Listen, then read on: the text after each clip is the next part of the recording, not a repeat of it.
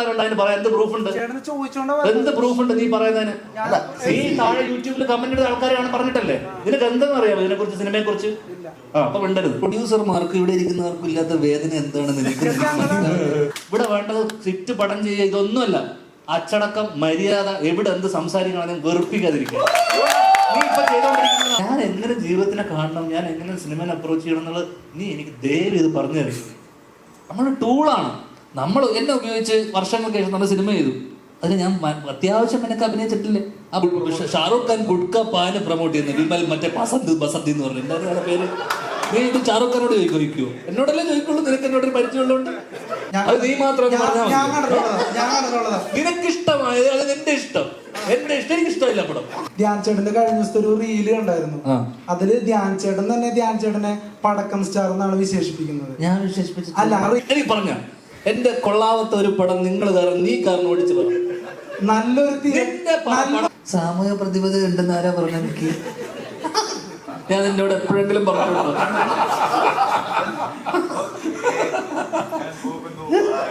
നിന്നോട് ഞാൻ പറഞ്ഞു സിമി എനിക്ക് സാമൂഹിക പ്രതിബദ്ധത ഉണ്ടെന്ന്?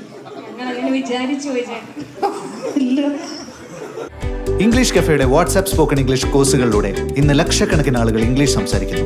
ഇംഗ്ലീഷ് കഫേയിലുണ്ട് നമ്മുടെ ആവശ്യം അറിഞ്ഞുള്ള കോഴ്സുകൾ ഏറ്റവും മികച്ച പേഴ്സണൽ മെന്റർഷിപ്പിൽ. ഇനി ആർക്കും എവിടെ നിന്നും ഇംഗ്ലീഷ് പഠിക്കാം വാട്സ്ആപ്പിലൂടെ. English cafe, we present you the perfect English. WhatsApp now 9633388575. ഭയങ്കര സന്തോഷകരമായ ഒരു നിമിഷമാണ്. ക്യാമറകൾ മുഴുവൻ തിങ്ങി നിറഞ്ഞ് ഒരു ഹാളിൽ കാത്തിരിക്കുകയാണല്ലോ ഇവരെല്ലാവരെയും. ഓക്കെ, അപ്പോൾ അതെ, എത്ര തവണ കണ്ടാലും കേട്ടാലും മതിയാവാത്ത ഒരു സ്റ്റാർ ആണല്ലോ നടുക്കിരിക്കുന്നത്. കൂടെ ആ സ്റ്റാറിൻ്റെ കൂടെ അതിൽ അതെ ഒരു പിടി താരങ്ങൾ ജഗപക. ഓക്കെ, അപ്പം നമ്മുടെ ആപ് കേസേ ഹോ നാളെ 28-ാം തീയതി തിയേറ്ററിൽ എത്തുകയാണ്. അപ്പോൾ തിയേറ്ററിൽ എത്തുന്നതിന് മുമ്പ് നമുക്ക് ആ ചിത്രത്തിൻ്റെ വിശേഷങ്ങൾ നിങ്ങളുമായിട്ട് പങ്കിടണമെന്ന് ആഗ്രഹമുണ്ട്. നമ്മൾ 1-2 പ്രൊമോഷൻസ് ഒക്കെ നടത്തിയെങ്കിലും എല്ലാവരെയും അതിലൊന്നും ഉൾപ്പെടുത്താൻ പറ്റിയില്ല. അതിൽ ഞങ്ങൾക്ക് വളരെ സങ്കടമുണ്ട്. കാരണം സമയത്തിൻ്റെ ചില പരിമിതികൾ കൊണ്ടാണ്, ക്ഷമിക്കണം. പക്ഷെ നിങ്ങൾ തരുന്ന സപ്പോർട്ടാണ് എല്ലാ സിനിമകളുടെയും വിജയം. ഇന്നും ഒരു ചിത്രം ധ്യാനിൻ്റെ പുറത്തിറങ്ങിയിട്ടുണ്ടായിരുന്നു, മച്ചാൻ്റെ മാലാഖ. അങ്ങനെ എല്ലാ ആഴ്ചയിലും സിനിമകൾ ഇറങ്ങുന്നുണ്ടെങ്കിലും നാളെ പുറത്തിറങ്ങാൻ പോകുന്ന ചിത്രം ഇതൊന്നുമല്ല. ഇതിലൊക്കെ അതുക്കും മേലെ അങ്ങനെ ആവാനാണ് എല്ലാവരും ആഗ്രഹിക്കുന്നത്. അപ്പോൾ ഏതായാലും നമ്മളോടൊപ്പം ഉള്ളത് ഇതിൽ രമേശ് പിഷാരടി ഗംഭീര വേഷമാണെന്ന് പറയുന്നു, ദിവ്യദർശൻ, ജീവ, എബിൻ, ഡോണി, ഡയറക്ടർ വിനയ് ജോസ്, ഇതിലെല്ലാം ഉപരി നമ്മളുടെ പ്രൊഡ്യൂസർ നമ്മളോടൊപ്പം ഉണ്ട്, ഡാവിൻ ചേട്ടൻ. അപ്പോൾ ഈ ചിത്രത്തിൻ്റെ കാര്യങ്ങളും ഇതിൻ്റെ ഒരു പ്രൊഡക്ഷൻ്റെ കാര്യങ്ങളും ഇനി എന്താണ് നിങ്ങൾ ഈ ചിത്രത്തിൽ നിന്ന് എക്സ്പെക്റ്റ് ചെയ്യുന്നത്, നിങ്ങൾക്ക് വല്ല പ്രതീക്ഷയുണ്ടോ, ഞങ്ങളുടെ പ്രതീക്ഷ എന്താണ്, ഇതെല്ലാം സംസാരിക്കാം. അപ്പോൾ ഇതിൽ ധ്യാൻ അഭിനയിക്കുന്നു എന്നതിലുപരി നിങ്ങൾക്ക് എല്ലാവർക്കും അറിയാം ധ്യാനിൻ്റെ ഒരു സ്ക്രിപ്റ്റാണ് ഈ ചിത്രത്തിലെ ഞങ്ങൾ നിങ്ങൾക്ക് മുമ്പിലുള്ള കാണിക്കുന്ന ഒരു ഹൈലൈറ്റ് വേർഷൻ എന്ന് പറയുന്നത്. അപ്പോൾ എത്രമാത്രം പ്രതീക്ഷ അതുകൊണ്ട് എല്ലാവർക്കും ഉണ്ടാവും. ധ്യാൻ്റെ സ്ക്രിപ്റ്റ് വൈസ് ഇറങ്ങിയ ചിത്രങ്ങളൊക്കെ എല്ലാവർക്കും ഭയങ്കര ഇഷ്ടപ്പെട്ടതാട്ടോ. ധ്യാൻ മതിയാക്കിക്കോളാം, ധ്യാൻ സംസാരിക്കണം. ഓക്കെ, അപ്പോൾ താങ്ക് യു സോ മച്ച്. അപ്പോൾ എല്ലാവരും ചിത്രത്തെ സപ്പോർട്ട് ചെയ്യുക. നിങ്ങൾക്ക് ചോദിക്കാനുള്ളത് ആദ്യം അതിനുള്ള അവസരം തരും. ആദ്യം പടത്തെക്കുറിച്ചുള്ള കാര്യങ്ങൾ ഇവർ സംസാരിക്കട്ടെ.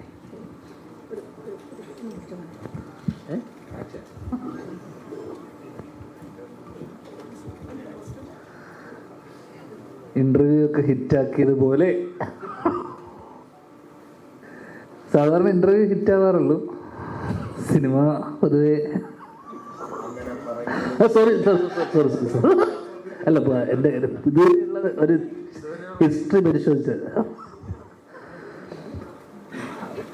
ചെറിയ സിനിമയാണ് പറഞ്ഞ പോലെ, കുഞ്ഞു സിനിമ പറഞ്ഞു വരുമ്പോൾ ഒരു ഇൻ്റർവ്യൂവിലൂടെ നമ്മളെല്ലാം പറഞ്ഞിട്ടുണ്ട് ഇതിനെക്കുറിച്ച്.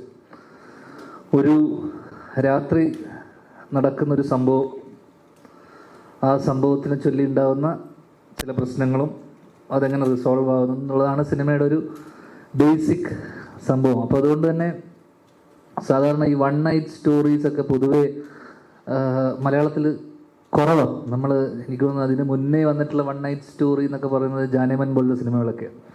വൺ നൈറ്റ് സ്റ്റോറി കഥ പറയാനുമ്പോൾ നമുക്ക് ഒരു എന്തൊക്കെ പറഞ്ഞാൽ റിസ്ക് എലമെൻ്റ് ഉണ്ട്. കാരണം ഇത്രയും ക്യാരക്ടേഴ്സ് വരുന്നൊരു സിനിമ, ഇത്രയും കഥാപാത്രങ്ങളുടെ സിനിമ, നമുക്ക് ഇവരൊന്നും എടുത്തെടുത്ത് ക്യാരക്ടറിനൊരു ഡെഫിനിഷൻ കൊടുത്ത് ഇതിനൊന്നും സമയമില്ല. നമ്മൾ നേരെ ഗേറ്റ് ക്രാഷ് ചെയ്യുന്ന പോലെ നേരെ സബ്ജക്റ്റിലേക്ക് ലോഞ്ച് ചെയ്തിട്ടുള്ള ഈ സിനിമയിൽ തുടക്കം ഒരു പകലും പിന്നെ രാത്രി, ആ രാത്രി തീരുമ്പോഴേക്ക് ഈ സിനിമ അവസാനിക്കും. അപ്പോൾ ആ സംഭവം അല്ലെങ്കിൽ ആ ഇൻസിഡൻ്റാണ് ഞാൻ ഇതിൽ പലരോടും അച്ഛൻ ഉൾപ്പെടെ എല്ലാവരടുത്തും നറേറ്റ് ചെയ്ത് ഈ സംഭവമാണ്. ആ സംഭവം എൻ്റെ സുഹൃത്തിൻ്റെ ജീവിതത്തിൽ നടന്നൊരു ചെറിയൊരു ഇൻസിഡൻ്റാണ്. ആ ഇൻസിഡൻറ്റ് നമുക്കൊക്കെ ഇൻട്രസ്റ്റിംഗ് ആയിട്ട് തോന്നിയത് കൊണ്ടും ഇത് സിനിമയായി വന്നു കഴിഞ്ഞാൽ എങ്ങനെ ഉണ്ടാവും എന്നുള്ളൊരു ചിന്തയിൽ നിന്നാണ് പിന്നീട് ഇത് ഷൂട്ട് ചെയ്തതും. അല്ലെങ്കിൽ അത് രസകരമായിട്ടുള്ള കുറച്ച് നേരത്തെ പലപ്പോഴും ഉള്ള ഇതെന്ന് വെച്ച് കഴിഞ്ഞാൽ ഈ ഇൻ്റർവ്യൂവിലുള്ള കോമഡി ഒന്നും സിനിമയിൽ കാണാറില്ലല്ലോ എന്നുള്ള പലപ്പോഴും പലരും ചോദിക്കാറുണ്ട്. അപ്പം അത്തരത്തിൽ വലിയൊരു കോമഡി പടവും അല്ല, എന്നാലും വളരെ സിറ്റുവേഷണലായിട്ടുള്ള ചെറിയ ചെറിയ നർമ്മ മുഹൂർത്തങ്ങളൊക്കെയുള്ള അത്യാവശ്യം പുതിയ ജനറേഷനിലുള്ളതും പിള്ളേർക്കും അല്ലെങ്കിൽ ഫാമിലിയിലെ ആൾക്കാർക്കും റിലേറ്റ് ചെയ്യാൻ പറ്റുന്ന അല്ലെങ്കിൽ സംഭവങ്ങളൊക്കെ ഉള്ളൊരു ചെറിയ സിനിമ. ലിറ്ററലി ചെറിയ സിനിമയാണ്. ഒരുപാട് ആർട്ടിസ്റ്റുണ്ട്. അച്ഛൻ, സൈജുവേട്ടൻ ഇവിടെ വരാതെ, അജു ഇവരൊന്നും ഇവിടെ വന്നിട്ടില്ല, സുരഭി, തൻവി ഇവിടെ വന്നിട്ടുള്ള, പിന്നെ ബാക്കിയുള്ള നമ്മളൊക്കെ ഇവിടെ ഉണ്ട്. അപ്പോൾ സുധീഷേട്ടൻ. എന്തായാലും 28 നാളെ റിലീസാവുന്നു. വലിയ പ്രതീക്ഷകളൊന്നും വെച്ച് പോകണ്ട. നേരത്തെ പറഞ്ഞ പോലെ കുഞ്ഞു സിനിമകൾ, ഇപ്പോൾ വലിയ സിനിമകൾ ഉണ്ടാകുന്നുണ്ട്, വലിയ സ്കെയിലുള്ള സിനിമകൾ ഉണ്ടാകുന്നുണ്ട്. അത്തരത്തിൽ വലിയ സിനിമകൾ ഉണ്ടാകുമ്പോൾ വലിയ ബജറ്റിലുണ്ടാകുന്ന സിനിമകൾ വലിയ വിജയം ഉണ്ടാകുന്നു. ഇപ്പോൾ ജനറലി നമ്മൾ കണ്ടുവരുന്ന കുഞ്ഞു സിനിമകൾ ഓടാൻ അല്ലെങ്കിൽ കുഞ്ഞു സിനിമകൾ ആൾക്കാരിലോട്ട് എത്താനൊക്കെ ഒരു സമയം എടുക്കുന്നുണ്ട്. വേർഡ് ഓഫ് മൗത്തിലൂടെയൊക്കെയാണ് കുഞ്ഞു സിനിമകൾ കയറിപ്പോണ്ടാകുക. ആ രീതിയിൽ നമ്മൾ മാക്സിമം നമ്മുടെ സൈഡിൽ നിന്ന് നമ്മളിതിനെ പ്രൊമോട്ട് ചെയ്യുന്നുണ്ട്. അപ്പം ഞാൻ എഴുതുന്ന സിനിമ ആയതുകൊണ്ട് നമ്മൾ എല്ലാ ചാനൽസിലും നമ്മൾ പ്രൊമോട്ട് ചെയ്തിട്ടുണ്ട്. അപ്പം ആ ഒരു സാധനം തിയേറ്ററിലും റിഫ്ലക്റ്റ് ആവും എന്നുള്ള പ്രതീക്ഷയോടുകൂടി നാളെ ഫെബ്രുവരി 28 എല്ലാവരും തിയേറ്ററിൽ വന്ന് കാണുക. അത്രയേ ഉള്ളൂ. Thank you.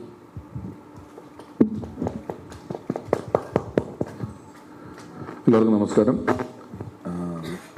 ഞാൻ പറഞ്ഞതുപോലെ ഞങ്ങളെല്ലാവരും കഴിഞ്ഞ കുറച്ച് ദിവസങ്ങളിൽ പല ഇൻ്റർവ്യൂകളൊക്കെ അവിടെ ഇവിടെയും ഈ സിനിമയുമായി ബന്ധപ്പെട്ട് കൊടുത്തിരുന്നു. നാളെ അതിൻ്റെ റിലീസാണ്. ഒരൊറ്റ രാത്രി കഥയാണ്. ഞാനും അജു വർഗീസും 2 പേര് ഇതിൽ പോലീസ് ഉദ്യോഗസ്ഥന്മാരായിട്ടാണ് അഭിനയിക്കുന്നത്.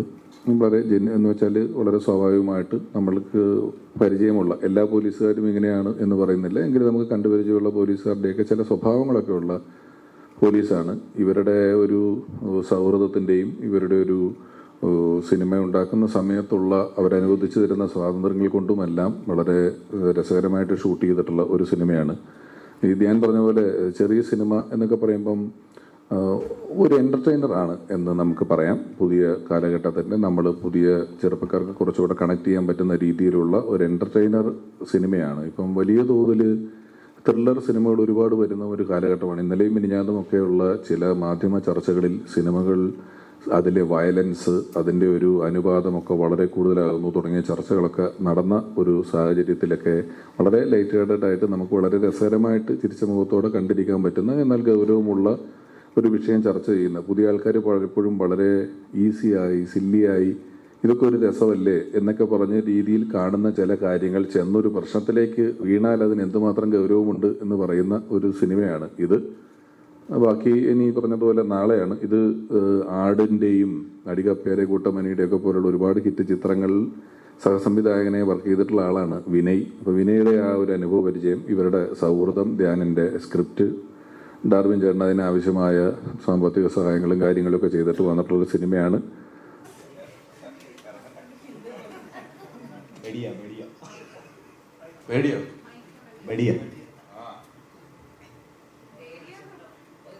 ഏയ്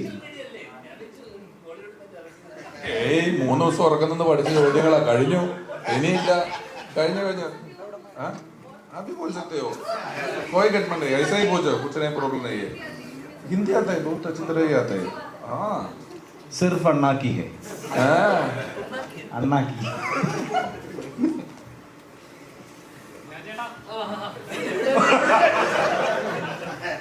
എന്തുകൊണ്ട് നീ വിളിച്ചില്ല എന്നുള്ളതാണ്. എന്താ എല്ലാരും പറഞ്ഞു ധ്യാൻ ചേട്ടനോടെ ഇരിക്കുന്ന ഒരു വലിയ ഭാഗ്യമായിട്ടാണ് കാണുന്നത്. നീ നമ്മൾ ഒരുമിച്ച് ഇരുന്നിട്ട് നീ എന്നോട് പറഞ്ഞില്ലടാ ഭാഗ്യമാണെന്ന് അല്ലേ? അതെ, ഞങ്ങളുടെ ഒരു ഭാഗ്യമായിട്ട് ഞങ്ങൾ കാണുന്നത്. അങ്ങനെ കാണുന്ന ഒരാളായിരിക്കണേ. സ്ഥാനം ഇറങ്ങിയില്ലേ പരിപാടി. പിന്നെ എനിക്കൊന്ന് ഇന്റർവ്യൂ ഏതാ കപ്പൽ മുതലാളിയാ? എടാ ഇവന്റെ ചേട്ടന്റെ പാട്ട് പ്രൊമോട്ട് ചെയ്യാൻ നോക്കിയതാണ് സത്യത്തിൽ. ഇവന്റെ ചേട്ടനാണ് ആ പാട്ട് പാടിയത്. പക്ഷെ അത് ചക്കിന് വെച്ചത് കൊക്കിന് കൊണ്ടുപോകുന്നത് എനിക്ക് കിട്ടിയെന്നുള്ളൂ. സ്വന്തം കൂടി ചേട്ടന്റെ പാട്ട് ഹിറ്റാക്കാൻ നോക്കി അങ്ങനെ വന്നതാണത്.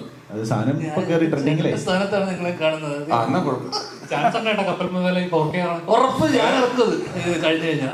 നോക്കട്ടെ, അതിനുള്ള ശ്രമങ്ങൾ നടക്കുന്നുണ്ട്. ഇതാണ് അവസ്ഥ.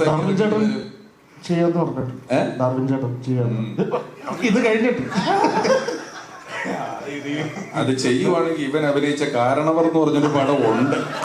തിരക്കിനിടയിൽ മറ്റേ ടോം ചാക്കോടെ കുറെ സ്വർണത്തിനിടയിൽ ഏട്ടന്റെ കാപ്പവും മുങ്ങിപ്പോരുതെന്ന് പറഞ്ഞ പോലെ അത് അവിടെ ഇരിപ്പുണ്ടേ സുഹൃത്തുക്കളെ.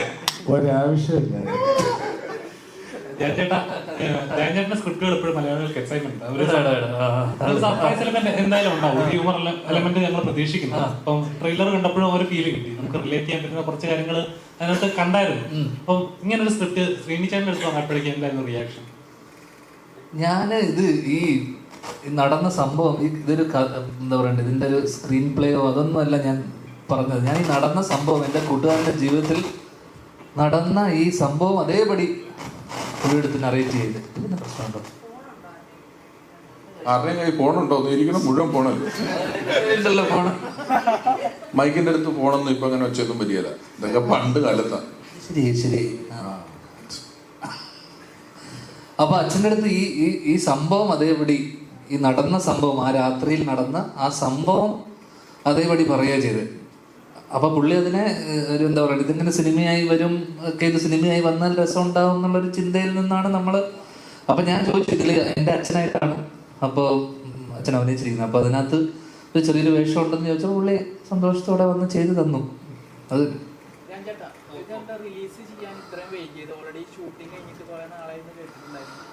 അതുകൊണ്ടല്ലടാ നമ്മൾ കഴിഞ്ഞ വർഷം തൊട്ട് ഇത് റിലീസ് ചെയ്യാൻ, കാരണം കഴിഞ്ഞ വർഷം നമ്മൾ ഓണത്തിന് നോക്കിയപ്പോൾ ഇവർ കൊണ്ടലുണ്ടായിരുന്നു. കൊണ്ടലിന്റെ എക്സിക്യൂട്ടീവ് പ്രൊഡ്യൂസറാണ്, മിന്നലിന്റെ എക്സിക്യൂട്ടീവ് പ്രൊഡ്യൂസറാണ്, പിന്നെ ഏതാണ് നടന്ന സംഭവം. ഇപ്പൊ എൻ്റെ ഡിറ്റക്റ്റീവ് ഉജ്ജ്വലന്റെയും എക്സിക്യൂട്ടീവ് പ്രൊഡ്യൂസറാണ്.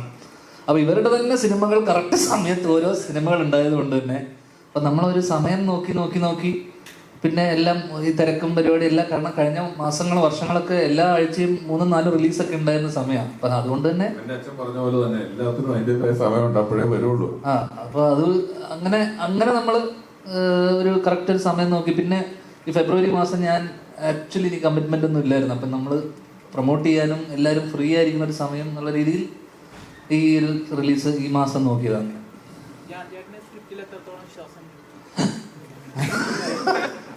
എടാ അങ്ങനെ വിശ്വാസം എന്ന് വെച്ചാൽ നമ്മള് വിശ്വാസത്തിന്റെ പുറത്താണല്ലോ നമ്മളിത് സിനിമയാക്കിയത്.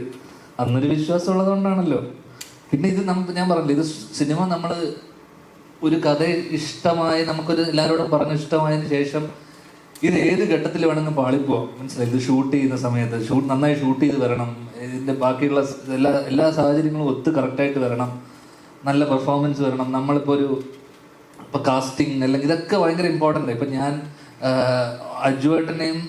രമേശ് ഏട്ടനെയും ധർമ്മേട്ടനെയും വെച്ചിട്ടാണ്, ഇവരുടെ കോമ്പിനേഷനാണ് ഞാൻ ആദ്യം പിടിക്കാന്ന് വെച്ചത്, ഈ പോലീസുകാരുടെ.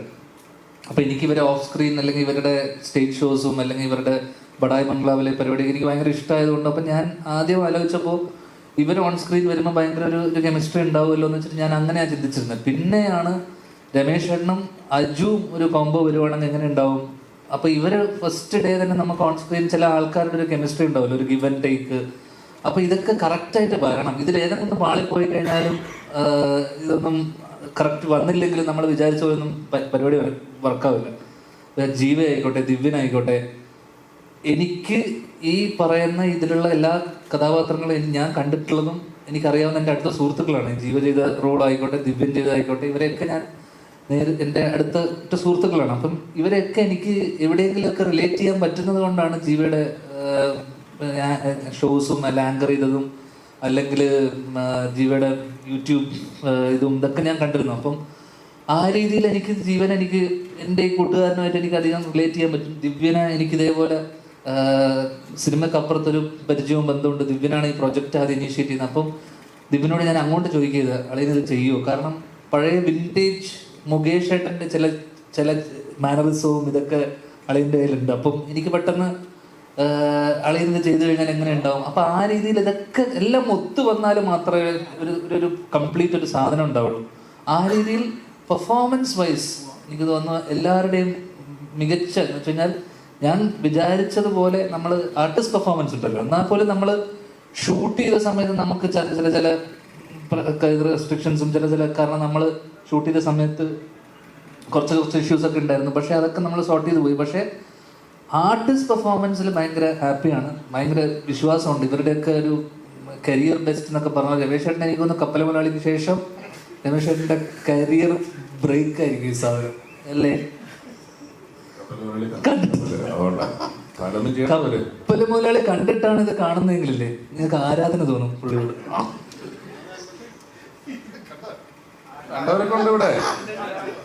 പക്ഷേ ഇപ്പൊ അന്നൊക്കെ സിനിമ ഇറങ്ങുമ്പോൾ ഇവനെ പോലെ വന്നിരുന്ന് തള്ളാനുള്ള സൗകര്യങ്ങളില്ലായിരുന്നു.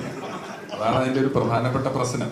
അന്ന് പത്രത്തിൽ ഭയങ്കര വിലയാണ് ഒരു കാലടി പരസ്യം കൊടുക്കുന്നതിന് തന്നെ. അങ്ങനെ കൊടുത്തിട്ടുള്ളതാണ്. പണിയെടുത്തത് അത് തന്നെ. നീ കാരണവർക്ക് പ്രൊമോഷൻ കൊടുക്കുക. അപ്പം നേരത്തെ ചോദിച്ച ചോദ്യം വിശ്വാസം ഉണ്ടോന്ന് വെച്ച് കഴിഞ്ഞാൽ എടാ നല്ല എഴുതാടാ, വിശ്വാസമുണ്ട്.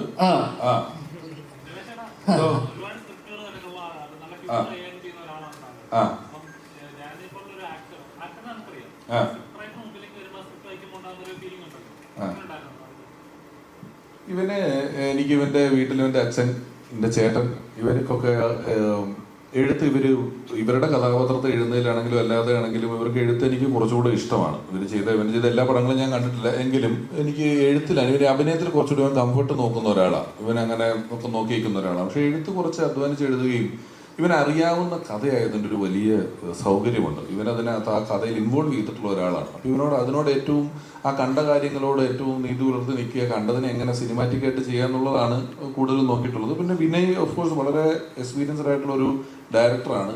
പിന്നെ ഈ പറഞ്ഞ പോലെ ഇവരൊക്കെ എക്സ്പീരിയൻസ് ആണ്. ഇതൊരു ചെറിയ പടമാണ്. ഇതുമായിട്ട് ഒരുപാട് വലിയ പൈസ മുടക്കിയിട്ടുള്ള ഒരുപാട് വലിയ താരങ്ങളുള്ള അങ്ങനെയൊന്നുള്ളൊരു പടമല്ല. ഒരു ചെറിയ സാധാരണക്കാരാണ്, നമ്മുടെ നാട്ടിൽ താമസിക്കുന്നവരാണെന്നൊക്കെ നമുക്ക് തോന്നുന്ന പോലെയുള്ള ആളുകളും അവരൊക്കെ അഭിനയിച്ചിട്ടുള്ളൊരു പടമാണ്.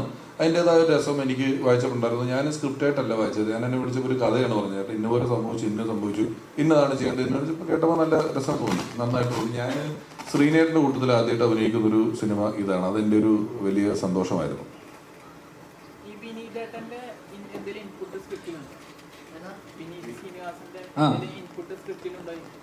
ഇല്ല പുള്ളിക്ക് ഈ കഥ ഇതുമായിട്ട് ബന്ധപ്പെട്ട് പുള്ളിയുടെ ടൈപ്പ് ഓഫ് ഒരു പരിപാടിയല്ല. പിന്നെ അത് കണ്ടാൽ മനസ്സിലാവും. ഇല്ലടാ, ഞങ്ങൾ അങ്ങനെ ചർച്ചകളൊന്നും ഉണ്ടാവാറില്ല പൊതുവെ.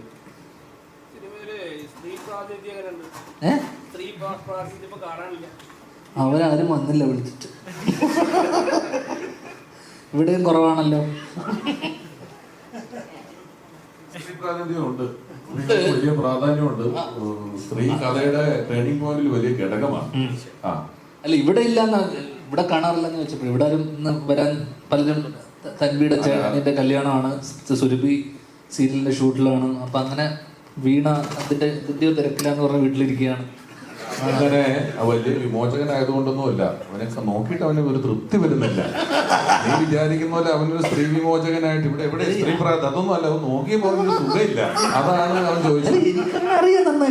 അതുകൊണ്ടല്ലേ ഞാൻ പറഞ്ഞത്, എനിക്കും അറിയാം. അല്ലാതെ ഈ സിനിമയിലെ സ്ത്രീ പ്രാതിനിധ്യം എന്നൊക്കെ ചോദിച്ചാൽ അത്രയില്ല. നോക്കിയിട്ട് അവനൊരു സ്ത്രീ വന്നു, പ്രാതിനിധ്യം ഉണ്ട്. നീ കാണുന്നുണ്ടല്ലോ, എനിക്ക് കാണാൻ പറ്റില്ല. അവിടെയാണ്, നീ അവിടെ നോക്കിയിട്ട് നീ വന്നെന്ന് പറഞ്ഞ ആള് വിളിക്കുന്നത്. ഞാൻ ചേട്ടാ ഇപ്പം ഓൺലൈൻ ഗെയിമിംഗ് ആപ്പുകളുടെ കാലഘട്ടമാണ്. അപ്പം അതിന്റെ ദൂഷ്യവശങ്ങൾ നമുക്ക് നന്നായിട്ട് അറിഞ്ഞുകൊണ്ടിരിക്കാം. അപ്പൊ കഴിഞ്ഞ ദിവസം ധ്യാൻ ചേട്ടന്റെ ഒരു അഡ്വർടൈസ്മെന്റ് ഉണ്ട്, അത്തരം ഒരു ആപ്പിനെ പ്രൊമോട്ട് ചെയ്തുകൊണ്ട്. അപ്പം സാമൂഹിക പ്രതിബദ്ധതയുള്ള ഒരു കലാകാരൻ എന്ന നിലയിൽ അങ്ങനെ ഒരു അഡ്വർടൈസ്മെന്റ് ചെയ്യാനുള്ള കാരണം എന്താണ്? സാമൂഹിക പ്രതിബദ്ധത ഉണ്ടെന്ന് ആരാ പറഞ്ഞ? എനിക്ക് ഞാൻ എന്നോട് എപ്പോഴെങ്കിലും പറഞ്ഞിട്ടുണ്ടോ?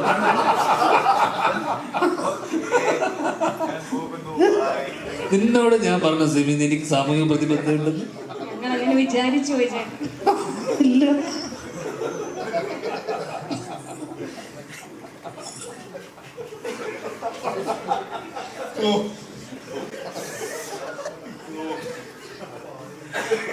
ഡോർ തുറന്നു കൊടുക്കാൻ ഒരു ചോദ്യം ഇറങ്ങി പോകുമായിരുന്നു.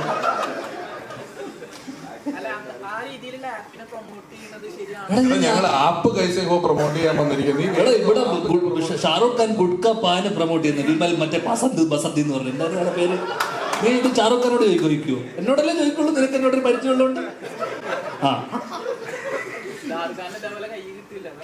എടാ, ഇവിടെ സിഗരറ്റ് സ്മോക്കിംഗ് എന്ന് പറഞ്ഞത് എന്തിനാണ് ഇത് വിൽക്കുന്ന ഈ സാധനം? ഇതൊക്കെ എല്ലാവർക്കും അറിയില്ലേ? ഇത് കളിക്കണ്ട, പ്രശ്നം തീർന്നില്ലേ? നിങ്ങൾക്കറിയില്ലേ?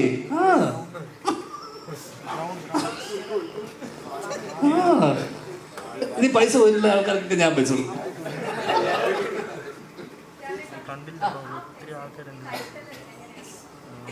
അത് കുറേ സ്ഥലത്ത് പോയി പറഞ്ഞായിരുന്നു.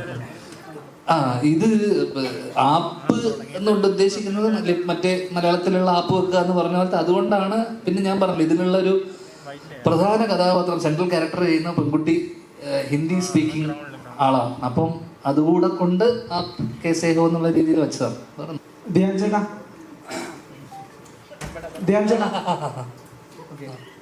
മലയാള സിനിമ ഇപ്പോ ഒരു വലിയ പ്രതിസന്ധിയിലൂടെയാണ് കടന്നു പോകുന്നത് എന്നുള്ള വാർത്തകളാണ് ഞങ്ങളെല്ലാവരും കണ്ടുകൊണ്ടിരിക്കുന്നത്. ഉടനെ സമരം വരും അങ്ങനെയൊക്കെ. അപ്പൊ അത്തരത്തിലൊരു സാഹചര്യത്തിലാണ് കുത്തൊഴുക്ക് പോലെ ധ്യാൻ ചേട്ടന്റെ പടങ്ങള് വരുന്നത്. അല്ലല്ല, ചോദ്യം അതെ അതെ. അപ്പൊ ഞാൻ പറയുന്നത്, ധ്യാൻ ചേട്ടന്റെ കഴിഞ്ഞ ദിവസത്തെ ഒരു റീല് കണ്ടായിരുന്നു. അതില് ധ്യാൻ ചേട്ടൻ തന്നെ ധ്യാൻ ചേട്ടനെ പടക്കം സ്റ്റാർ എന്നാണ് വിശേഷിപ്പിക്കുന്നത്. അല്ല, ആ റീലിന്റെ കൺസെപ്റ്റ് അതാണ്, ഒരു പടക്കം തോളിലിട്ടുകൊണ്ട് വരുന്നത്. മനസ്സിലാകുന്നുണ്ട്? അപ്പൊ ഒരു പടത്തിനെ ശരിക്കും ഡീമോട്ടിവേറ്റ് ചെയ്യല്ലേ ചെയ്യുന്നത്. ഞങ്ങൾ എത്ര പ്രൊമോട്ട് ചെയ്യാലോ അപ്പൊ കേറൂ. നിങ്ങളോ? ഞങ്ങള് മീഡിയ ടീം. നിങ്ങൾ കാരണം എത്ര പടം ഓടി. അല്ല ചേട്ടാ ചേട്ടാ ചേട്ടാ അല്ലല്ല ധ്യാൻ ചേട്ടാ, ഈ പരിപാടി ഞാൻ ഈ പരിപാടി കുറച്ച് കാര്യം വരെ കാണുന്നതാണ്. നിങ്ങൾ കാരണം എന്റെ ഓടിയ ഒരു പടം പറഞ്ഞുതരാം. എനിക്ക് പറഞ്ഞ എന്റെ കൊള്ളാവത്ത ഒരു പടം നിങ്ങൾ കാരണം, നീ കാരണം ഓടിച്ചു പറഞ്ഞു. നല്ലൊരു തിരക്കഥയുള്ള പടം ഓടിയിട്ടുണ്ട്. നല്ലൊരു തിരക്കഥയുള്ള പടം ഓടിയിട്ടുണ്ട്. ഏത് ചേട്ടൻ ഏത് നല്ല തിരക്കഥ എഴുതിയേക്കണെന്ന് പറ. പൊട്ടിയ പടം പറ. നീ തോറ്റുപോയി എന്റെ മുന്നിൽ. ഇല്ലില്ല, തോറ്റുപോയില്ല ചേട്ടാ. ചേട്ടാ, കപ്പൽ മുതലാളി ഇപ്പൊ 21 ഗ്രാംസ് പറഞ്ഞു. അല്ലല്ല, കപ്പൽ മുതലാളി ഞാൻ പറയട്ടെ. നിങ്ങളുടെ വിഷയത്തിൽ എന്തിനാ ഞങ്ങളെ അല്ലല്ല, ചോദ്യം ഒന്ന് ഫിനിഷ് ചെയ്തോട്ടെ. ചോദ്യം ഫിനിഷ് ചെയ്തോട്ടെ. അതായത് കപ്പൽ മുതലാളി താരതമ്യേന നല്ല പടമാണ്. ഞാൻ കണ്ടിട്ടുള്ളതാ. നിനക്ക് ഇഷ്ടമായത് അത് എന്റെ ഇഷ്ടം. എന്റെ ഇഷ്ടം എനിക്ക് ഇഷ്ടമില്ല പടം. അത് കുഴപ്പമില്ല. പക്ഷെ 21 ഗ്രാംസ് താരതമ്യേന നല്ല പടം. ബോക്സ് ഓഫീസ് ഹിറ്റ് ആണെന്നല്ല പറയുന്നത്. കപ്പൽ മുതലാളി ബോക്സ് ഓഫീസ് ഹിറ്റ് അല്ല. പക്ഷെ ഞാൻ പറഞ്ഞു വന്നത് അത് ഭയങ്കരമായിട്ട് കളിയല്ല. അത് ഞാൻ കണ്ടിട്ടില്ല.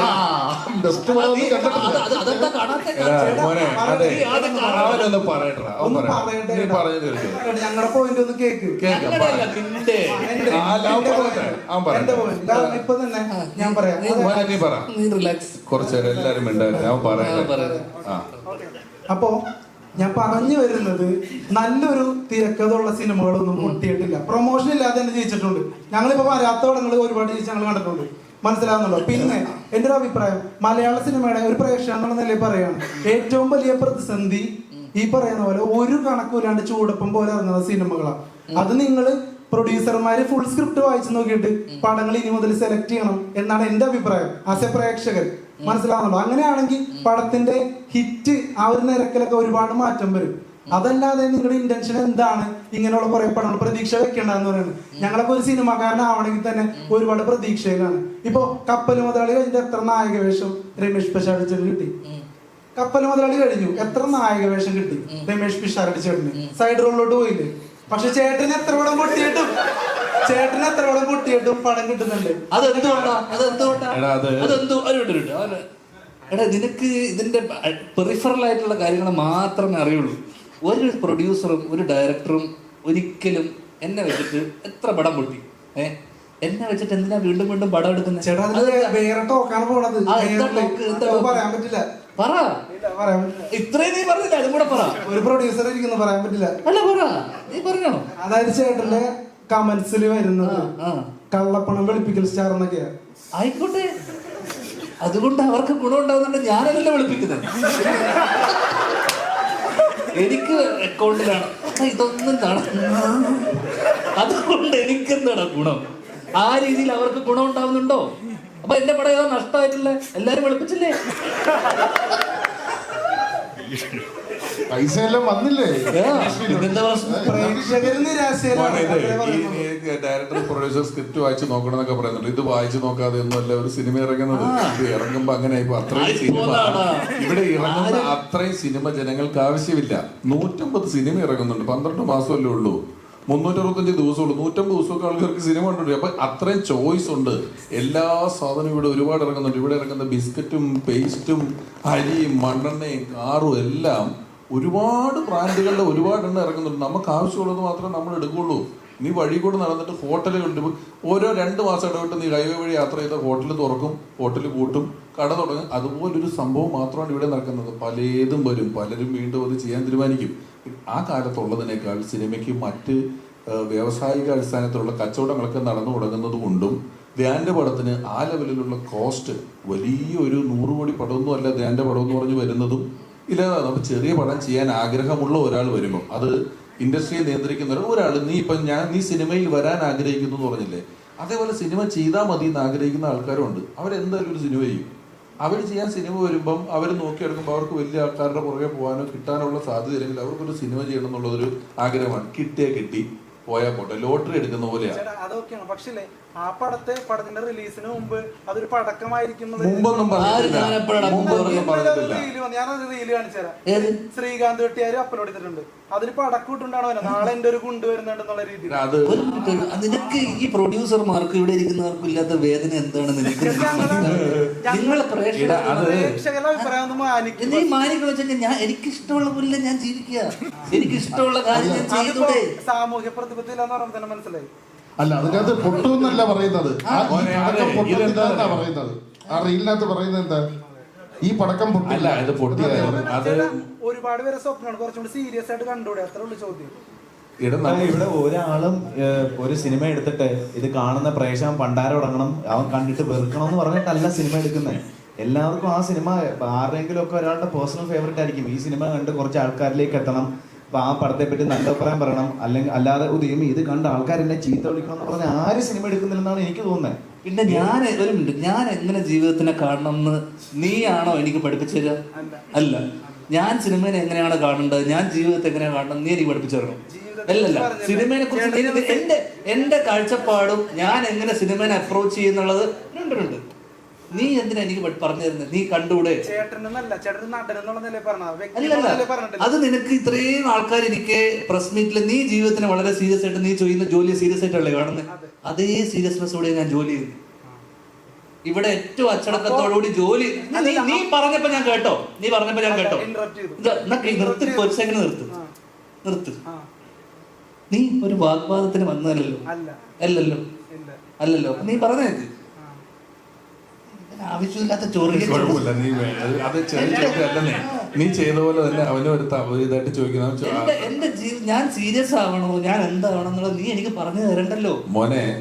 ഒരു സെക്കൻഡ്, അതായത് അത് സീരിയസ് ആയിട്ടൊക്കെ എടുക്കുന്നുണ്ട്. സിനിമ പൊളിയുന്നു, ഈ പൊളിഞ്ഞു എന്നുള്ള കാര്യം മനസ്സിലാക്കുന്നുണ്ട്.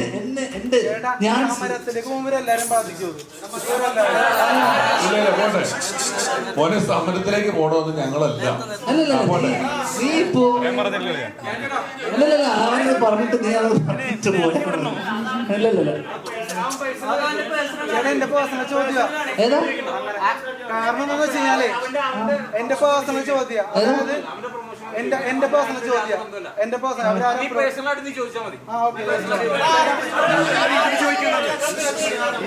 അല്ലടാ അവൻ ചോദിച്ചിട്ട് എന്താ നിന്റെ പ്രശ്നം? ഇത് കഴിഞ്ഞിട്ട് നമുക്ക് സംസാരിക്കാം.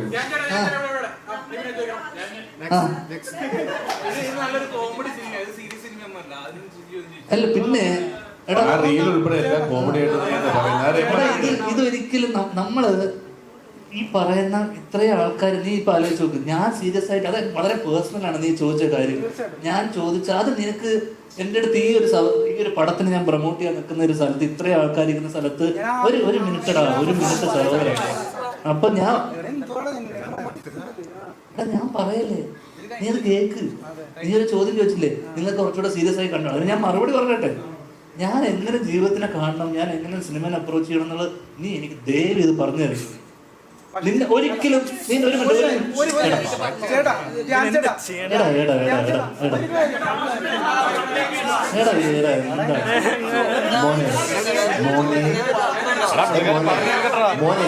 ഒരു പേരെന്തുവാ? എന്താടാ നീ പറഞ്ഞപ്പോ ഞങ്ങൾ കേട്ടില്ലേ?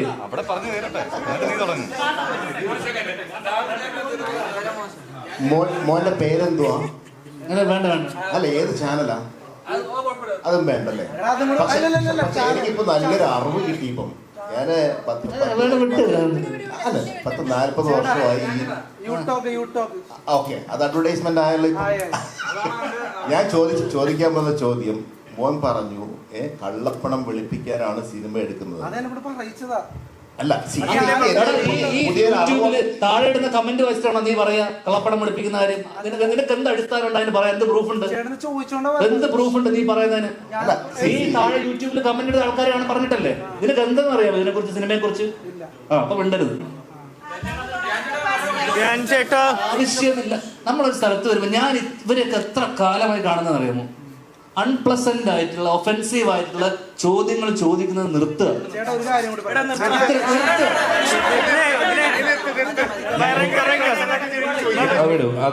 ഞാൻ നിനക്കൊരു കാര്യം പറഞ്ഞുതരാം. നീ കേട്ടോ? അല്ലല്ല, അവനൊരു കാര്യം പറഞ്ഞോട്ടെ. ഒരു കാര്യം നീ കേട്ടോ, ഒരു കാര്യം നീ കേട്ടോ. അല്ല, അവനൊരു ഒരു കാര്യം പറയടാ മോനെ. എടാ നീ അവിടെ അവനെ നിങ്ങൾ കോർണറിയല്ലേ? എടാ എന്തുകൊണ്ടാണ് എനിക്ക് ഇത്ര സിനിമ എന്നറിയാമോ? ആൾക്കാരെ വെറുപ്പിക്കാതിരിക്കുക. വെറുപ്പിക്കുന്ന ചോദ്യങ്ങൾ ചോദിക്കുക. വേണ്ടത് വെറുപ്പിക്കരുത്. ഇവിടെ വേണ്ടത് സിറ്റ് പടം ചെയ്യുക, ഇതൊന്നുമല്ല. അച്ചടക്കം, മര്യാദ, എവിടെ എന്ത് സംസാരിക്കണമെന്നും വെറുപ്പിക്കാതിരിക്കുക. നീ ഇപ്പൊ ചെയ്തോണ്ടിരിക്കുന്നത് അതാണ്. നീ ഇത്രയും ആൾക്കാർ പറഞ്ഞിട്ട് നീ വെറുപ്പിച്ചു, എന്നെ വെറുപ്പിച്ചു. ഇത്രയും ആൾക്കാര് നിനക്ക് ഒരു വില ഞങ്ങളെടുത്തുണ്ടോ? ഒന്നുമില്ലല്ലോ. നീ ഇത്ര തവണ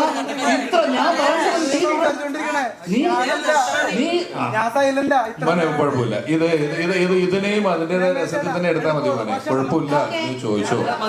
മതി. നിന്നോട് എനിക്ക് ഉത്തരം പറയാനില്ല. ആൾക്കാർ പറയുമ്പോ പ്രൊമോഷൻസിന്റെ കാര്യങ്ങൾക്ക് വേണ്ടി വന്നാണ്. നിർത്തടാ, ഞാൻ പറയത് ഞങ്ങള് പറയല്ലേ, നിർത്തടാ. നിങ്ങൾക്ക് കുറെ പ്രാവശ്യമേ പുറത്താക്കുന്നല്ല, മറ്റുള്ളവർക്ക് ചോദിക്കാൻ അവസരം കൊടുക്കണം. നിന്നെ ഇവിടെ ഇരിക്കണം. ഒന്നുമില്ല, അയ്യോ കുഴപ്പമില്ല. ചോദിച്ചു, മോനെ ചോദിച്ചു, നമ്മൾ പറഞ്ഞു. മതി, നിർത്ത്. ക്വസ്റ്റ്യൻസ് വരുന്നു, പ്ലീസ് പ്ലീസ്. കുഴപ്പമില്ല. റൂം എടുത്ത് ഞാൻ റിയൽ ലൈഫിൽ നടന്ന സംഭവം അതിൽ നടന്ന അതേ ക്യാരക്ടേഴ്സ് തന്നെയാണോ? ആ ക്യാരക്ടർ തന്നെയാണോ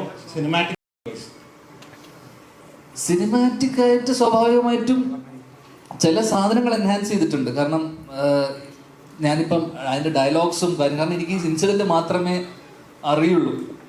അപ്പം സ്വാഭാവികമായിട്ട് അന്ന് നടന്ന കാര്യങ്ങൾ, അവർക്കിടയിലുള്ള കോൺവെർസേഷൻ, ഡയലോഗ്സ് ഒന്നും നമുക്ക് കൃത്യമായിട്ടുള്ളൊരു ഐഡിയ ഇല്ല.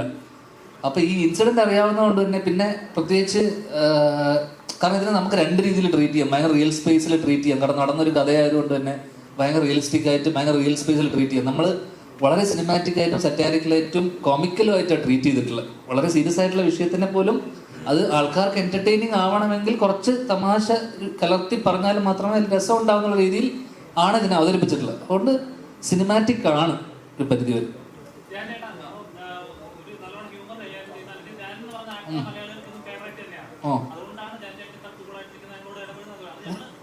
ഇവന് മാത്രം അത് മനസ്സിലാകുന്നില്ല.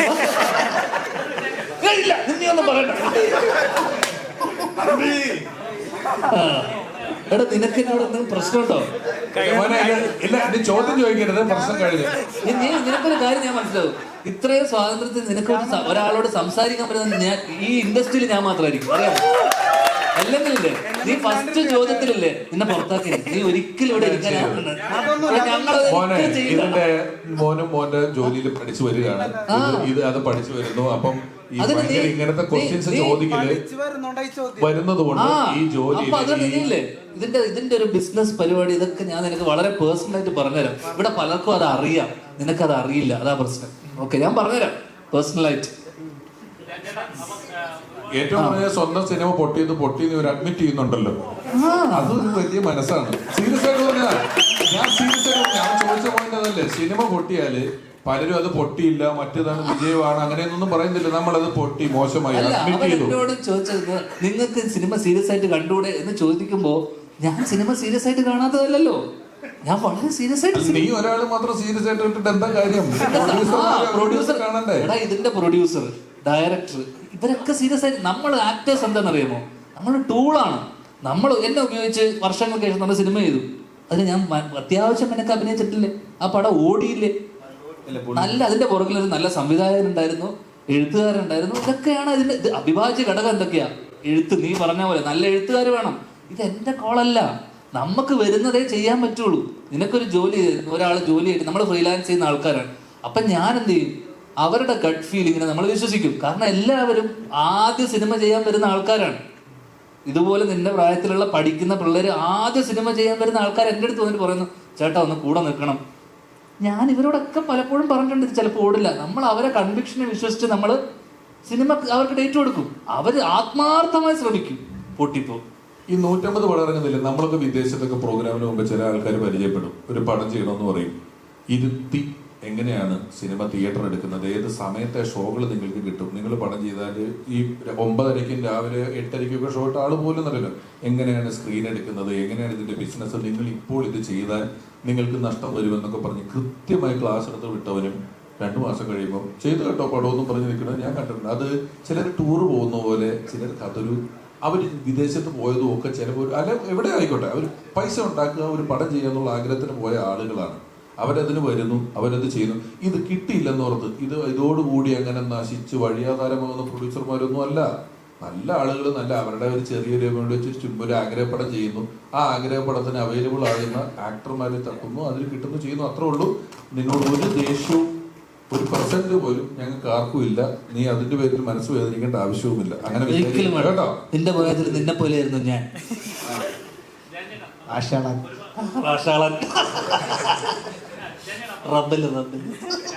പറയണം.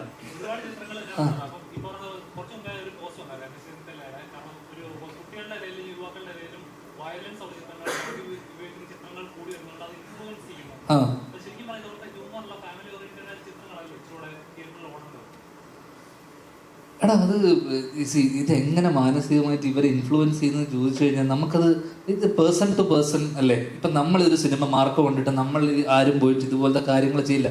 ഇത് ഡിപ്പെൻഡ്സ് ഓൺ അവരുടെ ചൈൽഡ്ഹുഡ്, അവരുടെ ഇത്തരത്തിലുള്ള അവരുടെ സ്കൂളിങ്, ഇതിനൊക്കെ അടിസ്ഥാനം വരുമ്പോൾ ഇതൊക്കെ അപ്ബ്രിങ്ങിങ്ങിന് അനുസരിച്ചിരിക്കും. മനസ്സിലായില്ലേ? അവർക്കുണ്ടായിട്ടുള്ള ട്രോമകൾ അവരുടെ ഇതനുസരിച്ചിരിക്കും. ഇതൊക്കെ സിനിമക്കൊരു പരിധി കൂടുതലൊന്നും ഇൻഫ്ലുവൻസ് ചെയ്യാൻ പറ്റുമെന്ന് എനിക്ക് തോന്നുന്നില്ല. ഇൻഫ്ലുവൻസ് ഉണ്ട്, ഇല്ല എന്നല്ല. പക്ഷെ അൾട്ടിമേറ്റ്ലി ആ വളർന്നു വരുന്ന ആ ചെറുപ്പക്കാരൻ്റെ അപ്ബ്രിങ്ങിങ്ങും കുട്ടിക്കാലം അല്ലെങ്കിൽ അയാളുടെ അഡോളസെന്റിൽ അയാൾ കാണുന്ന ചുറ്റുമുള്ള ആൾക്കാർ, അപ്പം എല്ലാ സാധനം ഇൻഫ്ലുവൻസ് ചെയ്യും. സിനിമ മാത്രമല്ലല്ലോ, സൗഹൃദം ഇൻഫ്ലുവൻസ് ചെയ്യും, അയാളുടെ റിലേറ്റീവ്സ്, ഇതൊക്കെ ഇൻഫ്ലുവൻസ് ചെയ്യും. അപ്പോൾ സിനിമേനെ മാത്രം നമുക്ക് അടിച്ച് ഈ സിനിമ കണ്ടതുകൊണ്ട് ഇയാൾ ഇങ്ങനെ ആയിപ്പോയി എന്ന് നമുക്ക് പറയാൻ പറ്റില്ല. ചുറ്റുപാട് നടക്കുന്ന പല കാര്യങ്ങളും ഇൻഫ്ലുവൻസ് ചെയ്യും. സിനിമയും ചിലപ്പോൾ ഇത്രയും വയലന്റ് ആയിട്ടുള്ള സിനിമകൾ വരുന്ന സമയത്ത് അതും ഇൻഫ്ലുവൻസ് ചെയ്യാൻ സാധ്യതകളുണ്ട്. ഞാനൊരു കാര്യം പറഞ്ഞോട്ടെ. അതായത് ഒരു വലിയ കൊലപാതകം, ആ കൊലപാതകത്തിന് ശേഷം 2 വീട്ടുകാർ തമ്മിൽ വലിയ പ്രതികാരം, വർഷങ്ങളോളം പ്രതികാരം, തമ്മിൽ മിണ്ടൂല്ല എന്നൊക്കെയുള്ള കഥയാണ് ഗോഡ് ഫാദറിന്റെ യഥാർത്ഥ കഥ. എൻ്റെ ലക്ഷ്മി കൈകളിൽ കിടന്ന് പിടഞ്ഞു മരിച്ചു എന്നൊക്കെ പറയുന്നത് വെട്ടിക്കൊന്നതാണ്. ഒരു കൊലപാതകവും കാണിക്കാതെ മലയാളത്തിൽ ഏറ്റവും കൂടുതൽ കാലം 450 ദിവസം തിയേറ്ററിൽ ഓടിയ പടമാണ് ഗോഡ് ഫാദർ എന്ന് പറയുന്നത്. അപ്പോൾ ഒരു സിനിമ എങ്ങനെ ആളുകളിലേക്ക് എത്തിക്കണം എന്നുള്ളത് അതിൻ്റെ എഴുത്തുകാരൻ വിചാരിക്കുന്ന പോലെയാണ്. ഇപ്പോൾ ഞാൻ 2 പടം ചെയ്തു, ഒരു തുള്ളി ചോര ഈ 2 പടത്തിൽ കാണിച്ചിട്ടില്ല. കാണിക്കുന്നവന് കാണിക്കുകയും ചെയ്യാം. പക്ഷേ ഞാൻ ഉൾപ്പെടെ അല്ലെങ്കിൽ നമുക്ക് മുൻപേ നടന്ന ഒരു തലമുറയെ പൊളിറ്റിക്കൽ കറക്റ്റ്നെസ് എന്നുള്ളൊരു വാക്ക് പഠിപ്പിച്ചു തരികയും അത് നിറം, ശരീരം, ജാതി ഇതൊക്കെ വെച്ച് പരിഹസിക്കുന്നത് മാത്രമല്ല, മനുഷ്യനെ കൊല്ലുന്നത് പൊളിറ്റിക്കലി ഇൻകറക്റ്റ് ആണ് എന്ന് ഒരു പൊളിറ്റിക്കൽ കറക്റ്റ്നെസ്സുകാരും വാദിക്കുന്നതോ അല്ലെങ്കിൽ കൊലപാതകങ്ങൾ റീ റെക്കോർഡ് ചെയ്ത് മ്യൂസിക് ഇട്ട് ഗ്ലോറിഫൈ ചെയ്യുന്നതിനെതിരെ ഒരു പൊളിറ്റിക്കൽ കറക്റ്റ്നെസ്സിൻ്റെ വാചകങ്ങളോ എവിടെയും ഞാൻ ഇതുവരെ കാണുകയോ കേൾക്കുകയോ ചെയ്തിട്ടില്ല. നമ്മൾ വളരെ പരിമിതമായ ഒരു സ്ഥലത്തിരുന്നുകൊണ്ടാണ് ഈ ഒരു മാറ്റർ ഇപ്പോഴും സംസാരിക്കുന്നത്. ഇപ്പം ഞാൻ ഈ ഇടയ്ക്ക് ക്യൂവിൽ ഇൻ്റർവ്യൂവിൽ ഞാൻ ഈ കാര്യം പറയുമ്പോൾ അതിൽ കുറേ പേര് അയ്യോ അങ്ങനെ എന്താ പറയുന്നത്, ഇതാണോ അതാണോ എന്നൊക്കെ ചോദിച്ച് കമൻറ്റ്. പക്ഷേ ഞാൻ ഈ മാറ്റർ 5 മാസം മുമ്പ് സംസാരിച്ചതാണ്. അതായത് നമുക്കിപ്പോൾ സോഷ്യൽ മീഡിയയിൽ ഇതിൻ്റെ കഷ്ണങ്ങൾ വരും, സർട്ടിഫിക്കറ്റും സെൻസറിങ്ങും ഒക്കെ തിയേറ്ററിലല്ലേ ഉള്ളൂ, ഇതിൻ്റെ കഷ്ണങ്ങൾ വരുമല്ലോ. അപ്പോൾ ഈ ക്രൈം ഈ ലെവലിൽ ഗ്ലോറിഫൈ ചെയ്ത് അവതരിപ്പിക്കുക, വില്ലനായിട്ട് അഭിനയിച്ച ആൾക്കാർ വളരെ സ്റ്റാറിനെ പോലെ നടക്കുക, നിൽക്കുക, നിരന്തരം കൊല്ലുക, കൊലപാതകം എന്നൊക്കെ പറഞ്ഞാൽ വലിയ പടങ്ങൾ ഉൾപ്പെടെ കഴുത്ത് വെട്ടിക്കളയുക മറ്റേ വരെന്ന് പറയുന്നത് നിരന്തരം കാണുമ്പം ഇത് സ്വാഭാവികമാണെന്ന് തോന്നും. വളരെ നാച്ചുറലായ ഒരു പ്രോസസ്സ് പോലെ, വളരെ ഞാൻ പറഞ്ഞതുപോലെ അങ്ങനത്തെ സാധാരണഗതിയിൽ അല്ലാത്ത ആളുകൾക്ക് നാച്ചുറൽ ആണെന്ന് തോന്നാം. ചെറിയൊരു നിയന്ത്രണം ഉള്ളത്. നമ്മുടെ നാട്ടിൽ കളിപ്പാട്ടങ്ങളുടെ കൂട്ടത്തിൽ തോക്ക് വിൽക്കുന്ന നാടായത്. കാറും പിപിയും ഡോളും അതിൻ്റെ ഇപ്പുറത്ത് തോക്കുണ്ട്. ഇത് മേടിച്ച് പിള്ളേർ പരസ്പരം വെടിവെച്ച് കളിക്കുന്നുണ്ട്. കളിപ്പാട്ടത്തിൽ ഒരു തോക്കുണ്ട്. അങ്ങനത്തെ ഒരു നാടായത്. അപ്പോൾ ഒരു കൺട്രോൾ ഉണ്ടെങ്കിൽ നല്ലതാണ് എന്ന് തോന്നുന്നു.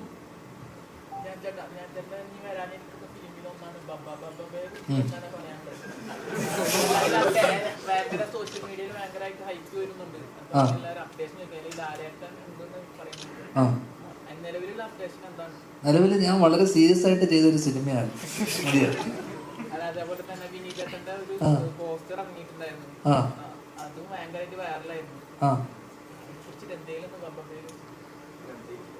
അപ്ഡേറ്റ് ഒന്നുമില്ലടാ. ഇപ്പൊ എനിക്കൊന്ന് ദിലീപേട്ടൻ്റെ നിങ്ങളെ വിളിച്ചു വരുത്തേക്ക് ഇവിടെ പ്രമോഷൻ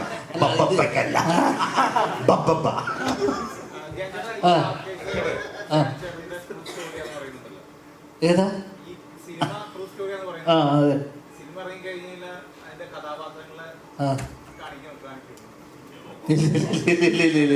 ഒരിക്കലും കാണിക്കാൻ പറ്റത്തില്ല. മഞ്ഞുമൽ ബോയ്സ് ഒക്കെ കണ്ട പോലെ ഒരു വീരസാഹസിക കൃത്യമൊന്നും അല്ല ഇവന്റെ കൂട്ടുകാർ ചെയ്തേക്കുന്നത്. അത്യാവശ്യം ട്രെയിലർ കണ്ടാലുള്ള സംഭവങ്ങൾ ചെറുങ്ങനെ മനസ്സിലായി കാണുമല്ലോ. അത്ര വീരസാഹസികതകളില്ല. അത് അവന്മാര് ചിലപ്പോ പഞ്ചായത്ത് വിട്ട് പോകാൻ സാധ്യതയുണ്ട്. ഇവൻ അവരോട് പറഞ്ഞിട്ടില്ല നിങ്ങളുടെ കഥ എന്നുള്ളത്. അവര് ഫ്രഷ് ആയിട്ട് വന്ന് കാണുമ്പോൾ ഇത് ഇവന്റെ എന്ന് അറിഞ്ഞാൽ അവൻ പഞ്ചായത്ത് വിട്ട് പോകും. അതുപോലത്തെ കഥയാ.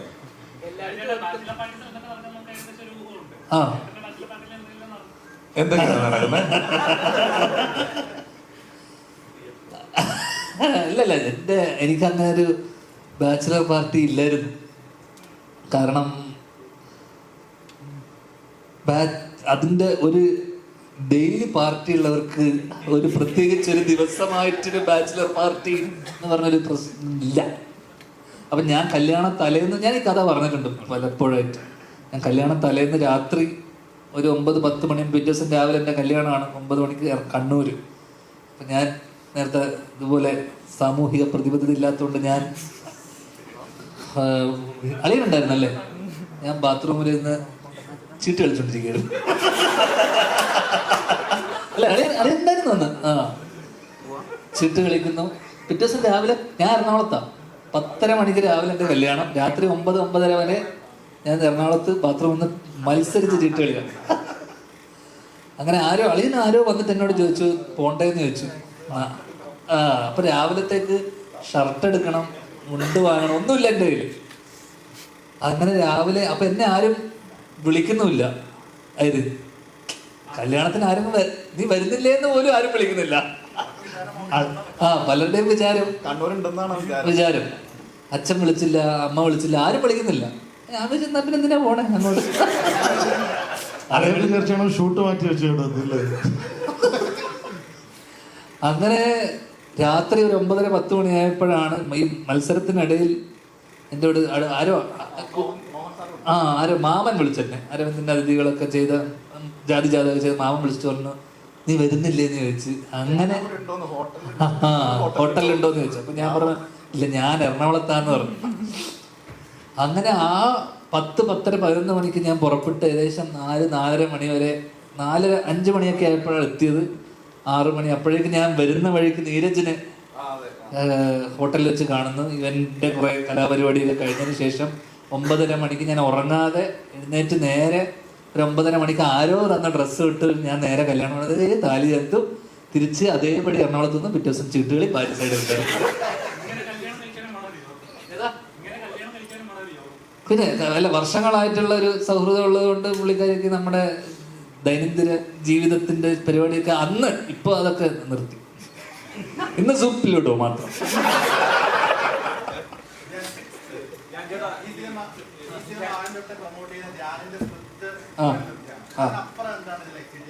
അപ്പുറം ഒന്നുമില്ല എന്നുള്ളത്. അല്ല അപ്പൊ ഇവന്റെ സംവിധാനം അല്ല സുമേഷിന്റെ ഇതിപ്പോ ഞാൻ പറഞ്ഞില്ല, ഇതിപ്പോ നേരത്തെ പറഞ്ഞ പോലെ മാർക്കോ അല്ലെങ്കിൽ ഇപ്പം ത്രില്ലർ, വയലൻസ് സിനിമകൾ, എല്ലാതരം സിനിമകളും നമുക്കിപ്പോൾ ഇപ്പം ജാതകം വന്നു, റൊമാൻസ് വരുന്നു. ഇപ്പം കഴിഞ്ഞ കുറച്ച് കാലങ്ങളായിട്ട് നമ്മൾ കാണുന്ന സീസൺ ഹിറ്റ് അടിക്കുന്ന പല സിനിമകളും ത്രില്ലേഴ്സാണ്. ത്രില്ലർ അല്ലെങ്കിൽ ആക്ഷൻ, കാരണം കിഷ്കിന്ദ ആയിക്കോട്ടെ, മാർക്കോ ആയിക്കോട്ടെ, വയലൻറ്റ് ത്രില്ലർ. അപ്പം മാസി വലിയ സിനിമകളാണ്. ചിരി മിസ്സാവുന്ന, ചിരി എവിടേക്കോ മിസ്സാവുന്നുണ്ടെന്ന് നമുക്ക് ഫീൽ ചെയ്യുന്നുണ്ട്. അത്തരത്തിൽ വളരെ സിറ്റുവേഷൻ ആയിട്ടുള്ള ശരിക്കും നടന്നൊരു ഇൻസിഡൻറ്റിനെ ബേസ് ചെയ്തുകൊണ്ടുള്ള ചെറിയ നുറുങ്ങ് ചിരികളുള്ള ആ രീതിയിൽ നമുക്ക് തിയേറ്ററിൽ പോയി ഇറങ്ങി വരുന്ന സമയത്ത് പ്രത്യേകിച്ച് യാതൊരു ടേക്ക് ഹോമും ഇല്ലെങ്കിൽ പോലും ആ ചിരിയോടുകൂടി നമുക്ക് ഇറങ്ങി വരാൻ പറ്റുന്ന ഒരു സിനിമയാണ്. അത്തരത്തിലുള്ള സിനിമകളും വേണം, ആവശ്യമാണ്. കാരണം കറക്റ്റായിട്ട് ജാൻ ലാസ്റ്റിൽ അതിജാതകം വരുന്നു, പിന്നെ റൊമാൻസ് വരുന്നു, ചിരി നമ്മളെവിടേക്കോ മിസ്സായ സാധനങ്ങളാണ്. അപ്പോൾ ആ തരത്തിൽ എനിക്ക് തോന്നുന്നു ആ രീതിയിൽ ആ കേസേഹോനൊരു സിഗ്നിഫിക്കൻസ് ഉണ്ട് ഇൻ കേസ് ഓഫ് നല്ല ഗുഡ് ഹ്യൂമർ എന്നുള്ള രീതിയിൽ. അതല്ലേ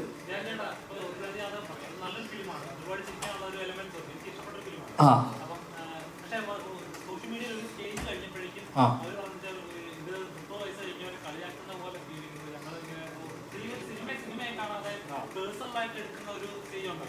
ആ അല്ല, സിനിമ ഇപ്പൊ കുറെ കാലങ്ങളായിട്ട് സിനിമ എല്ലാവർക്കും വളരെ പേഴ്സണലാണ്. ഇപ്പൊ ഇവനൊക്കെ ഭയങ്കര പേഴ്സണലായിട്ട് എടുക്കുന്നില്ലേ പല കാര്യങ്ങളും. അപ്പൊ അതൊക്കെ ഒന്ന് അവരുടെയൊക്കെ തോളത്താണ് സിനിമ, അവരുടെ റെസ്പോൺസിബിലിറ്റി. കാരണം ഒരു കോമൺ മാൻ്റെ റെസ്പോൺസ്, ഇത് എന്റർടൈൻമെന്റിനെ മാറിയിട്ട് വേറെ രീതിയിൽ വളരെ ക്രിട്ടിക്കലായിട്ടും ഇപ്പം എനിക്കില്ലാത്ത പ്രശ്നവും ഇവിടെ ഇല്ലാത്ത പലർക്കുള്ള പ്രശ്നം നിങ്ങൾക്കുണ്ടാവും. എൻ്റെ കരിയറിനെ ആലോചിച്ച്, എൻ്റെ ജീവിതത്തെ ആലോചിച്ച്, എൻ്റെ ഇതിൻ്റെ പ്രതിസന്ധി, മലയാള സിനിമയുടെ പ്രതിസന്ധി ഒക്കെ അവൻ്റെ തോളിലാണ്. ഒക്കെ അവർക്ക് പേഴ്സണലാണ്, മനസ്സിലായില്ലേ? കാരണം അത് നമുക്കൊരിക്കലും ഇത് ചെയ്യാൻ പറ്റില്ല. അത് അവൻ്റെ പേഴ്സണൽ തോട്ടാണ്, നമുക്കൊരിക്കലും ഇത് ചെയ്യാൻ പറ്റാത്ത. അപ്പോൾ പലർക്കും പലതും പേഴ്സണൽ ആവുന്നിടത്ത് എന്ത് പറ്റുമെന്ന് വെച്ച് കഴിഞ്ഞാൽ ഒരു കൈൻഡ് ഓഫ് ഹെയ്റ്റ് പ്രൊപ്പഗേറ്റ് ചെയ്ത് തുടങ്ങും നമ്മൾ. അപ്പോൾ ഈ ഹെയ്റ്റ് എന്ന് പറയുന്ന സാധനം, ഞാൻ ഇവനെ ഒന്നും ചെയ്തിട്ടില്ല, പക്ഷെ അവൻ എന്നോട് വെറുപ്പുണ്ട്, ഞാൻ ഇവൻ എന്ത് ചെയ്തു, അപ്പോൾ എന്ത് ചെയ്തിട്ടാണ് അവൻ എന്നോട് ഇത്ര പ്രശ്നം? കാരണം ഞാൻ എത്രയോ കാലങ്ങളായിട്ട് ഞാൻ സിനിമ ചെയ്യുന്നു, ഇത് ചെയ്യുന്നു. അപ്പോൾ നമുക്ക് ഇവിടെ ആൾക്കാരെ വെറുക്കുന്ന എന്തിനാണെന്നറിയാമോ? നമ്മൾ സിനിമ ചെയ്തുകൊണ്ട് നമ്മൾ ഏറ്റവും ഇവിടെ വലിയ സൂപ്പർ സ്റ്റാർ ആയിട്ടുള്ള വലിയ നല്ല സിനിമ ചെയ്യുന്നവരൊക്കെ നല്ല മനുഷ്യന്മാരാന്ന് നിനക്ക് തോന്നുന്നുണ്ടോ? ഒരിക്കലും അല്ലായിരിക്കും. ചിലപ്പോ അത് ഓടാത്ത പല പൊട്ടി സിനിമ ചെയ്യുന്ന ഞാനോ നല്ല മനുഷ്യനല്ലടാ. അത് ഈ ജഡ്ജ് ചെയ്യുന്നതും ആസ്വദിക്കുന്നതായിട്ട് വലിയ വ്യത്യാസമുണ്ട്. വിദേശത്തൊക്കെ ഒരു ബ്രേക്ക്ഫാസ്റ്റ് കൊണ്ട് തന്നാൽ എൻജോയ് യുവർ ബ്രേക്ക്ഫാസ്റ്റ് പറഞ്ഞ് നമ്മൾ എൻജോയ് ചെയ്യാനാണ് പറയുന്നത്. ഇവിടെ നമ്മൾ എല്ലാ സാധനവും വളരെ ജഡ്ജ് ചെയ്യുകയാണ്. അപ്പോൾ ഇപ്പം ഞങ്ങളുടെ ഇൻ്റർവ്യൂ, ഞങ്ങളെല്ലാവരും ഈ പടത്തിൻ്റെ പ്രൊമോഷൻ ഇൻ്റർവ്യൂ ചെയ്തല്ലോ, ഞങ്ങൾ 4-5 സുഹൃത്തുക്കളാണ്. ഞങ്ങൾ അങ്ങോട്ടും ഇങ്ങോട്ടൊക്കെ പറയുന്നത്. ഞാൻ ഇതിൻ്റെ ചില ഇൻ്റർവ്യൂ ഒക്കെ ലിങ്ക് കിട്ടി ഇങ്ങനെ കമൻറ്റൊക്കെ വായിച്ചു നോക്കുമ്പോൾ ചില ആൾക്കാർ ഈ ധ്യാൻ അത് പറഞ്ഞത് പുരുഷാരടിക്ക് ഇഷ്ടപ്പെട്ടില്ല, മറ്റവൻ ഇവൻ്റെ ഈ സമയം എത്രയും അജു വർഗീസ് അങ്ങോട്ട് നോക്കിയിരുന്നത് നിങ്ങളിൽ എത്ര പേർ ശ്രദ്ധിച്ചു. ഇതൊന്നുമില്ല, ഇതൊക്കെ ഇവർ പേഴ്സണലായി എടുത്ത് ഞങ്ങളുടെ ഓരോരുത്തരുടെയും ആ സമയത്തെ മാനസിക നില എന്തായിരുന്നു, ഞങ്ങൾ ഇങ്ങനെ ഒരു വിദ്വേഷം മനസ്സിൽ വെച്ചിട്ടായിരിക്കും ഇത് ചെയ്തതെന്നൊക്കെ ഓവർ തിങ്ക് ചെയ്ത് കഥകൾ മെനഞ്ഞ് കമൻറ്റുകൾ ഇട്ടുകൊണ്ടിരിക്കുകയാണ് പലതരത്തിൽ. അവിടെ ഇതിനെ എന്ത് രസമായിട്ട് കണ്ട് ചിരിച്ച് മറക്കാവുന്ന ഒരു കാര്യമാണ്. ഇതൊരു ഇൻ്റർവ്യൂ അല്ലേ, അതൊരു ഇനം ഞങ്ങൾ പ്രസൻറ്റ് ചെയ്തൊന്നുമല്ലോ. ഞാൻ ഇന്നലെ ധ്യാനെ വിളിച്ച് പറഞ്ഞു, ഞാൻ നമ്മുടെ പ്രോഗ്രാം കണ്ടിട്ട് നല്ലതാന്ന് പറയുന്ന ആൾക്കാരുണ്ട്, TV ഷോ കണ്ടിട്ടുണ്ട്, സിനിമ കണ്ടിട്ട് പറയുന്നുണ്ട്, ഇന്റർവ്യൂ കണ്ടിരുന്നു നന്നായിരുന്നു എന്നൊക്കെ ചിലത് പറഞ്ഞു. അതൊരു ഐറ്റം പോലെയായി, ഒരു ഐറ്റം നമ്മൾ ചെയ്ത പോലെ. അറിഞ്ഞില്ല, എനിക്കിതറിയില്ലല്ലോ. ഞാന് ഇടക്കാലത്ത് ഈ ക്യാപ്ഷൻ ഇടുമല്ലോ, ഞാൻ നല്ല ക്യാപ്ഷനുകൾ ഇടുമായിരുന്നു. ഒരു ദിവസം ഞാൻ നോക്കിയപ്പോഴേ ചേട്ടാ ഇന്നത്തെ ക്യാപ്ഷൻ ഏറ്റില്ലെന്നൊരു കമന്റ്. ഇത് ഞാൻ വെറുതെ ഫോട്ടോ എടുത്ത് ഒരു ക്യാപ്ഷൻ അതൊരിക്കലും ഇത് ജഡ്ജിയായിട്ട് കൊടുക്കുന്നതല്ല.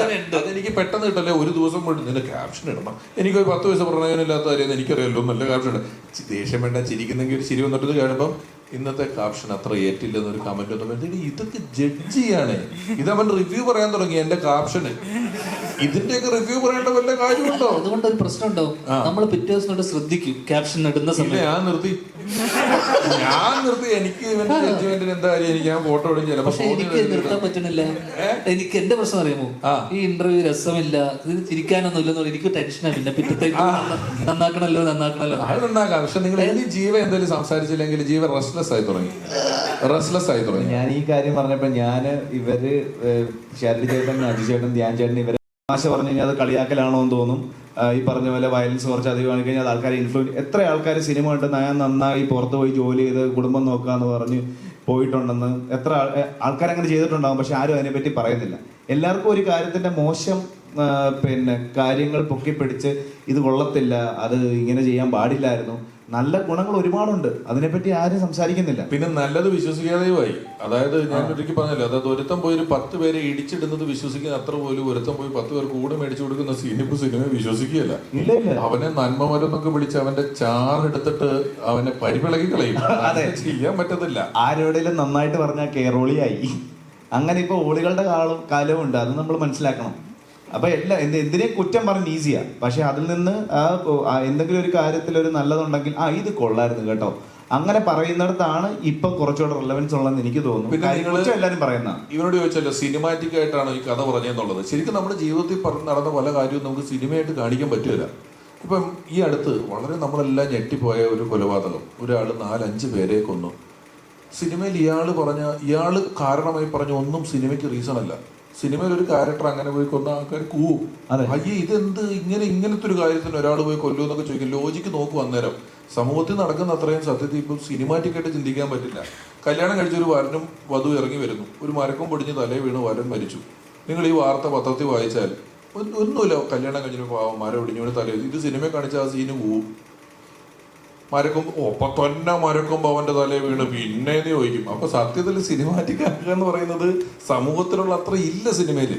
സമൂഹത്തിനാണ് കുറച്ചുകൂടെ നമുക്ക് വിശ്വസിക്കാനുള്ളത്. സിനിമ വിശ്വസിപ്പിക്കാൻ കൂടുതൽ പാടാണ്.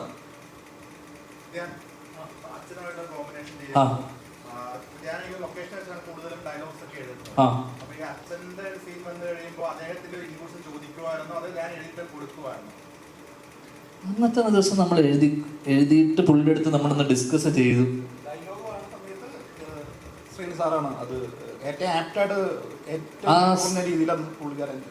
ആ സീൻ ഒന്ന് ജസ്റ്റ് ഒന്ന് ബ്രീഫ് ചെയ്തപ്പോ പുള്ളി അതിനകത്ത് എന്തൊക്കെ പറയണം വേണ്ട എന്നുള്ളതൊക്കെ ജസ്റ്റ് ഒന്ന് പുള്ളി പറയും. അത് അതിനപ്പുറം ഭയങ്കര ഇൻപുട്സ് ഒന്നും ഉണ്ടായിരുന്നു. അല്ല, അങ്ങനെ ഭയങ്കര നിർണായക ഘട്ടമൊന്നും ഈ സിനിമയിൽ അത്തരത്തിലുള്ള വലിയ ഘട്ടങ്ങളൊന്നും ഇല്ല.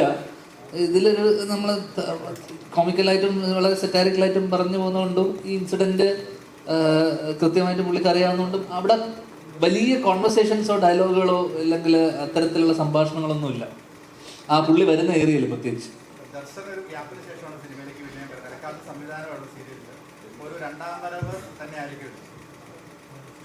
അത് നിങ്ങളല്ലേ പറയേണ്ടത്, വരവാണോ പോക്കാണോ എന്നുള്ളത്. എനിക്ക് വളരെ ഇഷ്ടപ്പെട്ട് ഭയങ്കര എന്താ പറയുന്ന ഭയങ്കര ഫ്രീ ആയിട്ട് ചെയ്യാൻ പറ്റി. അത് ഡയറക്ടറിനെയും ധ്യാനിനെയും തന്നെയാണ് ഫുൾ ക്രെഡിറ്റ് കൊടുക്കുന്നത്.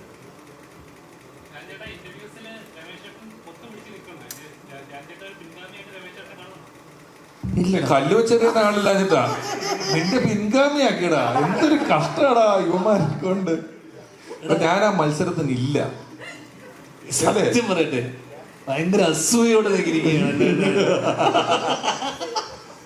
ഞാൻ ഈ മത്സരത്തിന് ഇതിത്ര ഒരു മത്സരമാണ്, ഒരു മത്സരമായിട്ടല്ല ഞാൻ വന്നത്. പ്രമോഷൻ എന്ന് പറഞ്ഞ് വന്നു കഴിഞ്ഞപ്പോഴേ ഇത് മത്സരമാക്കി. ചിലർ അവൻ അതിലടിച്ചു, ഇവൻ അതിലടിച്ചു, ഇവൻ അങ്ങോട്ട് പറഞ്ഞു.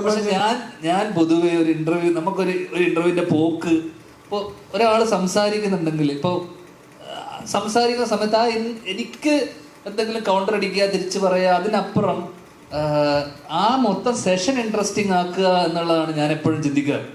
കാരണം ഞാൻ ബാക്കിയുള്ളവർക്കൊരു സ്പേസ് കൊടുത്തിട്ടും ബാക്കിയുള്ളവർ സംസാരിക്കട്ടെ, അല്ലെങ്കിൽ അവർ സംസാരിക്കട്ടെ, ജീവക്ക് ചില സാധനങ്ങൾ ഇട്ട് പറയാനുള്ള ഗ്യാപ്പ്.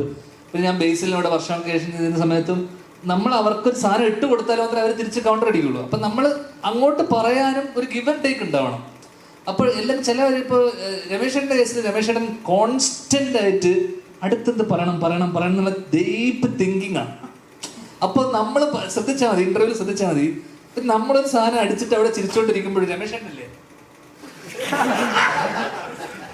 ഒരെണ്ണം അടിച്ച് ഇതിന്റെ മുകളിൽ അടിക്കണം. ശ്രദ്ധിച്ചാൽ മതി, കെയർഫുൾ ആയി ശ്രദ്ധിച്ചാൽ നിനക്ക് മനസ്സിലാവും. എപ്പോഴും ബാക്കിയുള്ളവരുടെ തമാശക്ക് ചിരിക്കൂല. ഞാന് വളരെ പണ്ട് ഒബ്സർവേഷൻ കേട്ടോ. ഞാനും ധർമ്മനും ഒക്കെ പരിപാടി ചെയ്യുന്ന സമയത്ത് തന്നെ ബ്ലഫ് മാസ്റ്റേഴ്സ് ഒക്കെ തന്നെ ഞങ്ങൾ അങ്ങനെ അത്ര ചിരിക്കാതെ വളരെ സീരിയസ് ആയിട്ട് നർമ്മം പറഞ്ഞിട്ടുള്ള ആൾക്കാരാണ്. നിന്റെ അച്ഛൻ തമാശ പറയുമ്പോ അതേ പറയുന്ന നിമിഷം വരെ നമുക്കൊരു തമാശ വരുമെന്ന് മനസ്സിലാവില്ല, അതുപോലെ നിൽക്കുമായിരുന്നു. ഞാൻ അദ്ദേഹത്തിനെയൊക്കെ കണ്ടു വളർന്ന ഒരാളാണ്. അതുകൊണ്ട് ഞാൻ പറയട്ടെ അപ്പോ നീ പറഞ്ഞു തീരുന്നവരെ ഞാൻ മിണ്ടിയിട്ടില്ല. നീ പറഞ്ഞു തീരുന്നവരെ ഞാൻ മിണ്ടിയിട്ടില്ല. അപ്പോ ഈ തമാശ പറയുന്നതിന് കുറച്ച് മുമ്പേ ആക്ഷനുകൾ തുടങ്ങി. അത് കഴിഞ്ഞ് പറയാം, ഞാനൊക്കെ വളരെ നിശബ്ദമായിരുന്നത് സൈഡിൽ കൂടെ അടിച്ച് പണ്ടിങ്ങനെ ഈ ഫോണിൻ പ്രോഗ്രാമുകളുള്ള കാലത്ത് ഫോൺ വിളിച്ച് നർമ്മം പറഞ്ഞ് ശീലിച്ചതാണ്. പിന്നെ അതൊക്കെ നിർത്തി എത്രയോ നാൾ കഴിഞ്ഞിട്ട് നിന്റെയൊക്കെ ഇടയിൽ വന്ന് പെട്ടത്. അന്നാണ് എൻ്റെ തലയിൽ ഏതോ ഞെരമ്പിൽ കൂടെയൊക്കെ കുറേ നാളിന് ശേഷം കറണ്ട് ഓടുന്നത്. അതുവരെ ഒന്നും ഞാൻ ഇങ്ങനത്തെ കൗണ്ടർ വന്നിട്ട് കുറെ നാളായി. എന്റെ തട്ടമാണ് കിങ്. നീ എടുത്തോ, നീ തന്നെ ഇവിടുത്തെ രാജാവ്, വേറെ ആരുമില്ല. നീ കാരണമല്ലേ ഇപ്പൊ കപ്പൽ മുതലാളി പിന്നെയും വന്നത്. പിന്നെ നീ അല്ല രാജാവ് എന്ന് പറയേണ്ട കാര്യം തിരിക്കുന്നത്. കാരണം എന്റെ ഡിജിറ്റൽ ഫാൻസിന് വലിയ വിലയിലായിരുന്നു. ഞാൻ അന്ന് പറഞ്ഞപ്പോ ഇത് വലിയ കാര്യമായിട്ട് എടുത്തില്ല. അയ്യോ എന്റെ പൊന്നടാ സംഭവിച്ചിരിക്കുന്നത്. അപ്പൊ പലപ്പോഴും നമ്മൾ പറയുന്ന തമാശയും ബാക്കിയുള്ളവർ പറയുന്ന തമാശകളെ നമ്മൾ ആസ്വദിക്കുക എന്നുള്ളതാണ് ഏറ്റവും വലിയ ഇമ്പോർട്ടൻറ്റ്. അപ്പൊ എന്ന് വെച്ചാൽ ഞാൻ ബേസിലുമായിട്ട് ഇരിക്കുന്ന വർഷം കേസ് എനിക്ക് ഭയങ്കര ഇൻട്രസ്റ്റ്, ഒരു സെഷൻ പോലെയാണല്ലോ.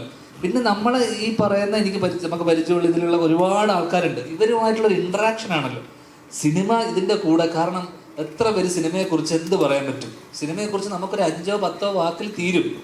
അല്ലെങ്കിൽ അതെല്ലാവരും വന്നിട്ട് എന്താ പറയുന്നത്, സിനിമയെ കുറിച്ച് പറയുമ്പോൾ ഇതിനെ പറ്റി കൂടുതലൊന്നും പറയാൻ പറ്റൂല, ഇതിൽ ഇത്രയും പറയാൻ പറ്റൂ, ഇങ്ങനെയല്ലേ പറയുള്ളൂ, ഇതൊരു ഇങ്ങനെയാണ്. അപ്പൊ ബാക്കി ഒരു 5 മിനിറ്റ് കൊണ്ട് സിനിമയുടെ ചർച്ചകളൊക്കെ തീരും. ബാക്കിയുള്ളത് വെറും ചിറ്റ് ചാറ്റ് പോലത്തെ കോൺവെർസേഷൻ ആണ്, കാഷ്വൽ കോൺവെർസേഷൻ. നീ പറഞ്ഞ പ്രശ്നം അങ്ങനെ ഉണ്ടെങ്കിൽ എനിക്ക് പഠിക്കണമല്ലോ. ഉണ്ടെങ്കിൽ എനിക്ക് തോന്നുന്ന കാര്യം, ഇപ്പൊ കഴിഞ്ഞ കുറെ അധികം നാളുകളായിട്ട് ഈ തമാശയിലുള്ള പൊളിറ്റിക്കൽ കറക്റ്റ്നെസ്, നമ്മൾ പറയുന്നതിനെ പേഴ്സണലി എടുക്കുക, സീരിയസ് ആയിട്ട് എടുക്കുക എന്നൊക്കെയുള്ള കാര്യം കൊണ്ട് ഞാൻ തലയിലൊരു സൈമൾട്ടേനിയസ് ആയിട്ട് ഒരു എഡിറ്റിംഗ് പ്രോസസ്സ് നടക്കുന്നുണ്ട്. പണ്ട് ഇത് ഞാനോ ധർമ്മനോ ഒക്കെ ഇരുന്ന് അങ്ങോട്ടും ഇങ്ങോട്ടും പറയുന്നതിന് നമുക്ക് ഈ കുഴപ്പമില്ല. ഇപ്പം പ്രത്യേകിച്ച് ഞാൻ എൻ്റെ രാഷ്ട്രീയമൊക്കെ തുറന്നു പറഞ്ഞ് നിൽക്കുന്ന സാഹചര്യത്തിൽ നമ്മൾ പറയുന്ന സാധനത്തിന്റെ ഏതെങ്കിലും ഒരു വാക്കോ അറ്റോ മൂലയുടെ ഒരു കഷ്ണം കൊണ്ടുപോയി ഹെഡിങ് ആക്കി മറ്റൊരു സാധനമാക്കി മാറ്റപ്പെടുമോ എന്നൊരു ഭയം ഉള്ളത് കൊണ്ട് പറയുന്നതിന് മുമ്പ് ചിലപ്പോൾ ഇങ്ങനെ ചിന്തിക്കുന്നുണ്ടാവും. അതായിരിക്കും, അല്ലാതെ അടുത്തത് ആർക്കിട്ട് എന്തടിക്കാന്ന്. എനിക്ക് തമാശ പറയുന്നതിന് പ്രതിഫലമായി പണം കിട്ടി ശീലിച്ചവനാണ് ഞാൻ. അതുകൊണ്ട് ഞാൻ ഫ്രീ ആയിട്ട് പറയുമ്പോൾ എനിക്ക് അതാ കൗണ്ട്. അത് പറഞ്ഞാൽ ഞാൻ എന്റെ കുടുംബം നോക്കിയത്. അപ്പൊ നിന്റെ കൂട്ടത്തിൽ വന്ന് വെറുതെ ഇരുന്ന് പറയുമ്പം ആലോചിച്ച് നല്ലൊരു കൗണ്ടർ അടിക്കണം എന്നൊന്നും ഒരു വിണ്ണാക്കും ആലോചിക്കുന്നില്ല. ഇപ്പൊ ഉണ്ടാക്കിയൊരു സാധനം ഇപ്പൊ ആലോചിച്ചിട്ട് ആലോചിച്ചിട്ട് കിട്ടിയതാ. ഇങ്ങനെ പറഞ്ഞെങ്കിൽ എന്തെങ്കിലും ഉണ്ടാവണമല്ലോ. സാർ നീ തന്നെ രാജാവ്. എടാ നമ്മൾ ഒറ്റ കെട്ട കേട്ടോ, നമ്മളൊരൊറ്റ കെട്ട, ഞാനും നീയും. നമുക്ക് ഒന്നിച്ച് ഒരൊറ്റ ശത്രുവുള്ളൂ ഇനിയില്ല. ഈ കള്ളപ്പണം വെളുപ്പിക്കുന്നവരുമായിട്ടുള്ള കൂട്ട് നമ്മൾ ഇന്നിവിടെ അവസാനിപ്പിക്കുകയാണ്. ഇത് നമുക്കിതില്ല, ഞാനില്ല. ഈ സാമൂഹിക പ്രതിബദ്ധത ഇല്ലാത്തവരുടെ കൂട്ടത്തിൽ നിന്നും എന്നെ രക്ഷിക്കൂ.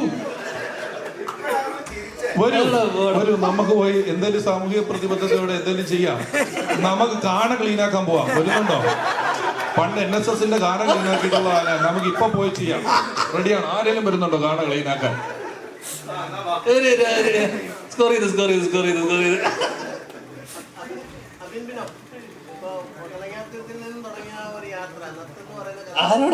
നീ തന്നെ വർത്താനം പറയണോ, വീഡിയോ കോൾ ചെയ്യുവാണോ?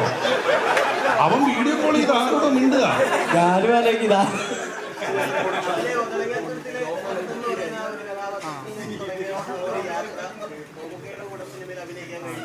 മോനെ ഇത് നീ പറഞ്ഞാൽ മതിയോ, ഞങ്ങൾ കേക്കണ്ടേ? ആരെങ്കിലും അവനൊരു മൈക്ക് കൊടുക്കുമോ? ആ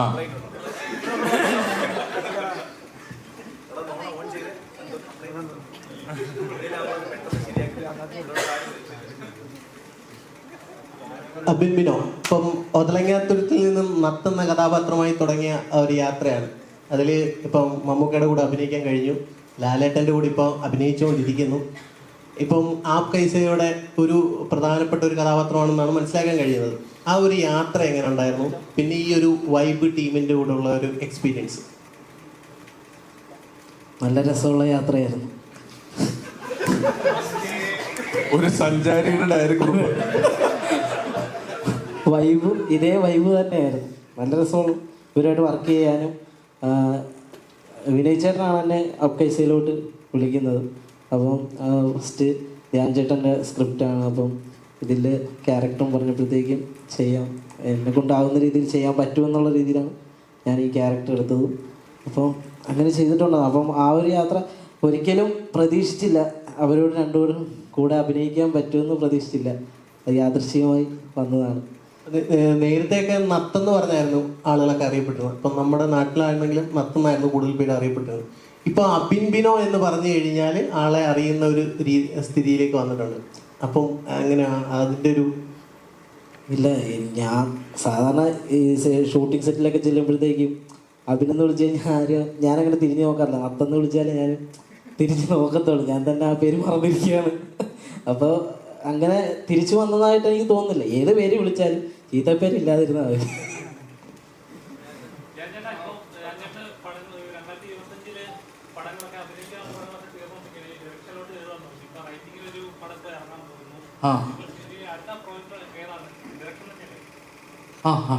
ഏപ്രിൽ മെയ് വരെ കുറച്ച് കമ്മിറ്റ്മെന്റ്സ് ഉണ്ട്. അത് കഴിഞ്ഞ് കഴിഞ്ഞാൽ കഴിഞ്ഞു. ത്രില്ലർ.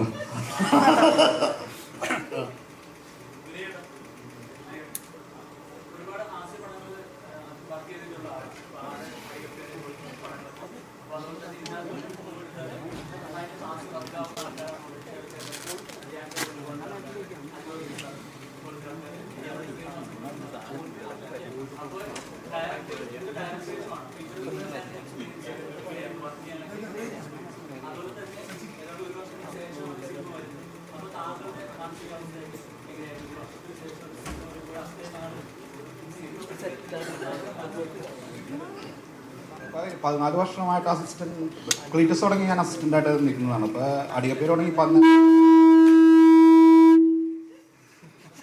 അടികപ്പേര് തുടങ്ങി ധ്യാൻ്റെ കൂടെ ഉണ്ട്. അപ്പോൾ പല കഥകളും നമ്മളിങ്ങനെ ഡിസ്കസ് ചെയ്യുന്ന കൂട്ടത്തിൽ വന്നൊരു കഥയുമാണിത്. അപ്പോൾ അതിന് മുമ്പ് നമ്മൾ പാതിര കുർബാന എന്ന് പറഞ്ഞൊരു പടം ഞാൻ അനൗൺസ് ചെയ്തിട്ട് ഷൂട്ട് ചെയ്യുന്നതിനേക്കാളും ഒരു 3 ആഴ്ച മുമ്പ് കോവിഡിൻ്റെ സെക്കൻഡ് ലോക്ക്ഡൗണിൽ ഇപ്പോൾ നമ്മൾ ഊട്ടിയിലൊക്കെ ലൊക്കേഷനൊക്കെ ഫിക്സ് ചെയ്ത് അത് നിന്ന് പോയത്. അപ്പോഴാണ് എന്നെ പറഞ്ഞ് നമുക്കിങ്ങനെ ഒരു പടം ചെയ്യാം എത്രയും പെട്ടെന്ന് പറഞ്ഞിട്ടാണ് ഇങ്ങനെ വരുന്നത്. ഇനി ഇത്രയും ആർട്ടിസ്റ്റുകൾ നമുക്ക് അജിത് ചേട്ടനും ധ്യാനം ഒക്കെ ആണെങ്കിൽ നമ്മൾ ത്രൂ ഔട്ട് എപ്പോഴും കമ്മ്യൂണിക്കേഷൻ ഉള്ള ആൾക്കാരാണ്. ഇപ്പോൾ രമേശ് ചേട്ടനായിട്ട് ഞാൻ ആദ്യമായിട്ട് ഇത് ചെയ്യണത്. പക്ഷേ നമ്മളൊരു സീൻ ഡെവലപ്പ് ചെയ്തിട്ട് രമേശ് ചേട്ടൻ്റെ അടുത്ത് ഇരുന്നിട്ട് നമുക്ക് ഡയലോഗ്സ് ഇപ്പോൾ കൗണ്ടേഴ്സ് വന്ന സമയത്ത് ഇതൊരു രമേശ് ചേട്ടൻ ചെയ്യാത്ത ടൈപ്പ് ഒരു ക്യാരക്ടർ ആയതുകൊണ്ട് തന്നെ പുള്ളി അതിന് അത്രയ്ക്കും ഇൻപുട്സ് നമുക്ക് തരുന്നുണ്ടായിരുന്നു. ഡയലോഗ്സ് നമുക്ക് ഇങ്ങനെ ചെയ്ത് നോക്കാം. പിന്നെ അജിത് ചേട്ടനും രമേശ് ചേട്ടനും കൂടി ഇംപ്രൂവൈസ് ചെയ്തിട്ട് അതിനെ ഏറ്റവും മാക്സിമം നന്നാക്കാനായിട്ടുള്ള എല്ലാ പരിപാടികളും നമുക്ക് നടന്നിട്ടുണ്ട്. ഭയങ്കര സപ്പോർട്ടായിരുന്നു എനിക്ക് മൊത്തം ആർട്ടിസ്റ്റിൻ്റെ ഭാഗത്ത് നിന്ന് പറഞ്ഞാൽ ഭയങ്കര സപ്പോർട്ടുണ്ടായിരുന്നു. പിന്നെ ഈ ഒരു വർഷം ഇറങ്ങാതിരിക്കുന്ന സമയത്ത് ആ ഇടയ്ക്ക് സങ്കടം വരുന്ന സമയത്ത് ഇങ്ങനെ ഈ രാത്രികളിൽ ധ്യാനെ വിളിച്ചിട്ട് സങ്കടമൊക്കെ പറയും. പക്ഷേ നമ്മളെ മാക്സിമം ചേർത്ത് നിർത്താനാണ് എല്ലാവരും നോക്കിയേക്കുന്നത്. സന്തോഷം ഇപ്പോൾ ഇറങ്ങാൻ പോകുന്നത്. അപ്പോൾ നമ്മുടെ പ്രസ് മീറ്റ് വൈൻഡപ്പ് ചെയ്യാണ്. അപ്പോൾ താങ്ക് യു സോ മച്ച്. എല്ലാവരും വളരെ ഹാപ്പി ആയിട്ടുള്ള നല്ല നല്ല കാര്യങ്ങളൊക്കെ വേണ്ടി ഇടാൻ പോസ്റ്റ് ചെയ്യാൻ ഓക്കെ പറഞ്ഞിരിക്കുകയാണ്. അപ്പോൾ എല്ലാവരും നാളെ സിനിമ കാണാനും കൂടെ എത്തണം കേട്ടോ. രാവിലെ 10